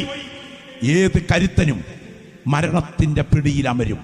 പടുക്കളെന്ന് പേരെടുത്ത പൂർവിക പ്രമാണികൾ കൊടുക്കുമെന്ന് സംഭവിച്ചു. കേട്ടുകേൾവിയില്ലയോ? പഠിച്ച വിദ്യ ഒന്നുമേ ഫലപ്പെടാതെ ദേഹിയെ പിരിഞ്ഞ് പഞ്ചഭൂതമായി അഴുകി മാറി ജഡം ക്രമാൻ. ഓർക്കുക, നാം ആരും നൂറ്റാണ്ടുകൾ നിൽക്കുന്ന കരിവേലകമല്ല സഹോദര, നിമിഷം കൊണ്ട് വാടി വീഴുന്ന പുൽത്തണ്ടിലെ ഒരു പുഷ്പക്കൊടി മാത്രം. എൻ്റെ പേർ ജീവന്റെ പുസ്തകത്തിൽ കാണണം എന്ന് കൊതിക്കുന്നവർ എത്ര പേരിവിടെയുണ്ട്? ആ കരങ്ങളൊന്ന് ഉയർത്തിപ്പിടിച്ചേ, ശബ്ദം ഉയർത്തി പ്രാർത്ഥിച്ചേ. യേശുവേ എന്നൊന്ന് ശബ്ദം ഉയർത്തി പ്രാർത്ഥിച്ചേ. എല്ലാ നാവിൽ നിന്നും യേശുവേ എന്നുള്ള പ്രാർത്ഥനയുടെ ശബ്ദം ഉയരട്ടെ. കാൽവറി ക്രൂശിൽ നിന്റെ പാപത്തിന്റെ പരിഹാരത്തിനായി യാഗമായി തീർന്ന ദൈവകുഞ്ഞാടിന്റെ രക്തത്തിന്റെ ശക്തി ഈ ഗ്രൗണ്ടിൽ വ്യാപരിച്ചു കൊണ്ടിരിക്കുമ്പോൾ പ്രിയപ്പെട്ട ദൈവത്തിന് സ്തോത്രം. കർത്തൃദാസൻ മുൻപോട്ട് കടന്നു വന്ന് ഒരു പാട്ടിൻ്റെ ചരണങ്ങളൊന്ന് പാടാൻ തുടങ്ങുകയാണ്. എല്ലാ പ്രിയപ്പെട്ടവരും ആ കരങ്ങളൊന്ന് ഉയർത്തിപ്പിടിക്കണം. ആ കരങ്ങൾ എത്രത്തോളം ഉയർത്തിപ്പിടിക്കാമോ അത്രത്തോളം ഒന്ന് ഉയർത്തിപ്പിടിച്ചിട്ട്, എപ്പോഴാണ് എൻ്റെ സോദര മൃത്യു വരുന്നതോർക്കായിരത്ര കഷ്ടമേ എന്ന പാട്ടിൻ്റെ 3 ചരണങ്ങൾ ആ കരങ്ങൾ ഉയർത്തിപ്പാടുമ്പോൾ, കർത്താവെ, ഈ ദൂതിൻ്റെ മുൻപിൽ എന്നെ കൊണ്ടുവന്നത് നിത്യന്യായവിധി ഒഴിയാനാണെങ്കിൽ എൻ്റെ ജീവനെ ആത്മസമർപ്പണത്തിനായി നിന്റെ കരങ്ങളിൽ കൈമാറുന്നു എന്ന് ബോധ്യമുള്ളവർ എല്ലാവരും ചേർന്ന് ആ കരങ്ങളൊന്ന് ഉയർത്തിപ്പിടിച്ച് ഒന്ന് ചേർന്ന് പാടാമോ? 1 മിനിറ്റ് 2 കൈകളും ഉയർത്തിപ്പിടിച്ചിട്ട് ആ പ്രിയപ്പെട്ടവരോടൊപ്പം ചേർന്ന് ഒന്ന് ശാന്തമായി ഒന്ന് പാടിക്കാട്ടെ. എപ്പോഴാണ് എൻ്റെ സോദര, ഒന്ന് പാടാമോ? എപ്പോഴാണ് എൻ്റെ സോദര മൃത്യു വരുന്നത് ഓർക്കായിലെന്തു കഷ്ടമേ. ആമേൻ. ഇപ്പാരിൽ നിൻ ജനങ്ങൾക്ക് തൃപ്തിയില്ല ലോകത്തെ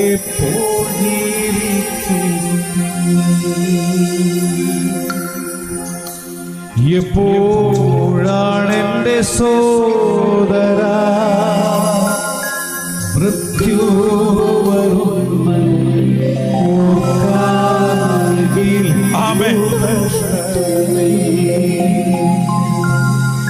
ഇപ്പാരിൽ നിൻ ജനങ്ങൾക്ക് തൃപ്തിയില്ല ലോകത്തെ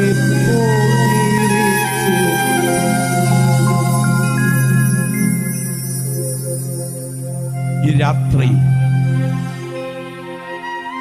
എൻ്റെ പേർ ജീവന്റെ പുസ്തകത്തിൽ വേണം. നിത്യ നരകം എനിക്കൊഴിയണം. നരകത്തിലേക്ക് തള്ളപ്പെടുന്നവരുടെ സംഘത്തിലല്ല, ജീവപുസ്തകത്തിൽ പേരെഴുതപ്പെട്ടവനായി എനിക്ക് മാറണം എന്ന് കൊതിക്കുന്നവർ ആ കൈകൾ രണ്ടും നെഞ്ചോടൊന്ന് ചേർത്ത് വെച്ചു.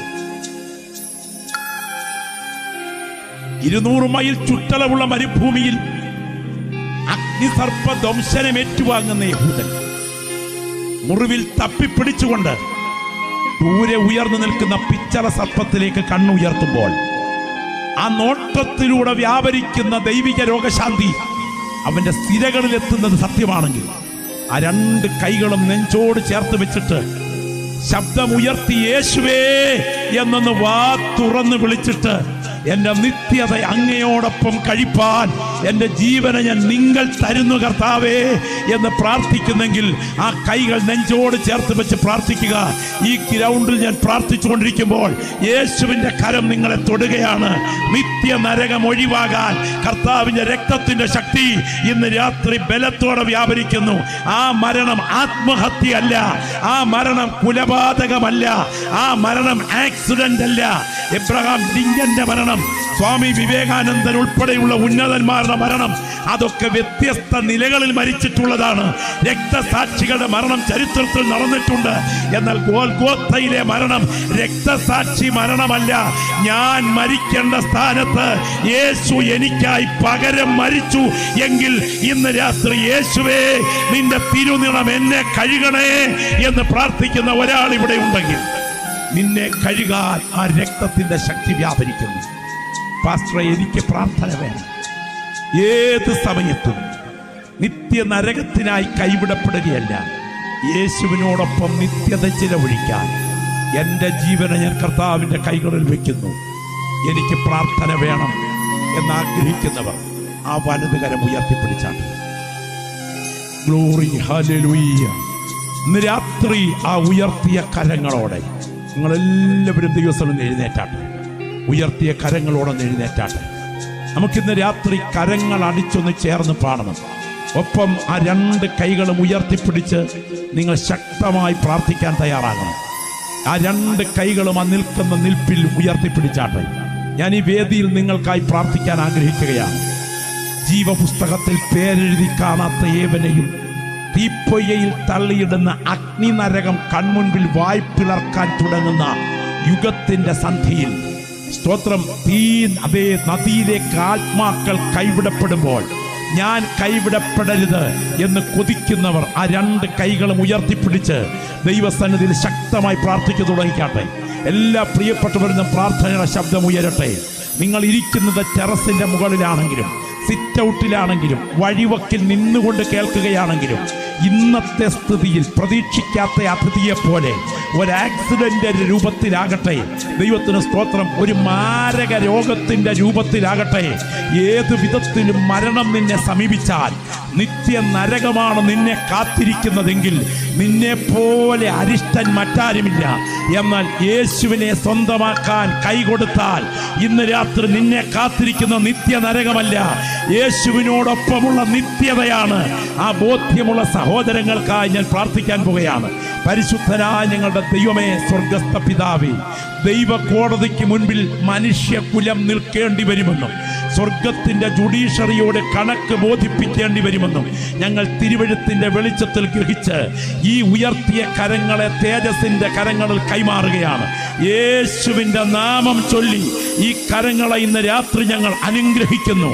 അഗ്നി നരകത്തിനായി കൈവിടപ്പെടേണ്ടതിന് സാത്താൻ മുഖം വെച്ചു ബന്ധിച്ചിട്ടുള്ള ചിലർ ഇന്ന് രാത്രി നിത്യജീവനായി ഇവിടെ വിടുവിക്കപ്പെടട്ടെ. യേശുവിന്റെ രക്തത്താൽ ഞങ്ങൾ അവരെ അനുഗ്രഹിക്കുന്നു. യേശുവിൻ നാമത്തിൽ തന്നെ കരമുയർത്തി കർത്താവിന് സ്തോത്രം ചെയ്താട്ടെ. നമുക്കെല്ലാവർക്കും കരങ്ങൾ അടിച്ചൊന്ന് ചേർന്ന് പാടണം. വീടുമില്ല, ആരുമില്ലൊന്നുമില്ലേ, ലോകത്തിൽ നമുക്കെന്നോർക്കുക നീ, വിട്ടകലും നീ ഒരു നാളിൽ ഈ ഉണ്ടെന്ന് തോന്നുന്ന സകലത്തെയും. ക്രിസ്തന്റെ കാഹളം ഊതും ധ്വനി കേൾക്കുമോ ഈ ദിനം ആരറിഞ്ഞു? വിശ്രമവാസത്തിലാകുമോ നാം? ഏതിനും ഒരുങ്ങുക ആത്മാവേ, ഉണരുക നീ എന്നാത്മാവേ, ചേരുക യേശുവിൻ അരികിൽ നീ. രണ്ട് ചരണങ്ങൾ കരമടിച്ച് പാടിയൊന്ന് ആത്മാവിൽ ആരാധിച്ച് ഭവനങ്ങളിലേക്ക് പുറത്ത് യാത്ര ചെയ്യാൻ തുടങ്ങുമ്പോൾ മറക്കരുത്, ഏത് സമയവും മരണം പ്രതീക്ഷിക്കാത്ത അതിഥിയെ പോലെ നിന്റെ അടുക്കലെത്തിയാൽ, നിത്യതയ്ക്കായി ഉറപ്പോടെ ഒരുങ്ങിയാൽ നീ ധന്യൻ. അല്ലെങ്കിൽ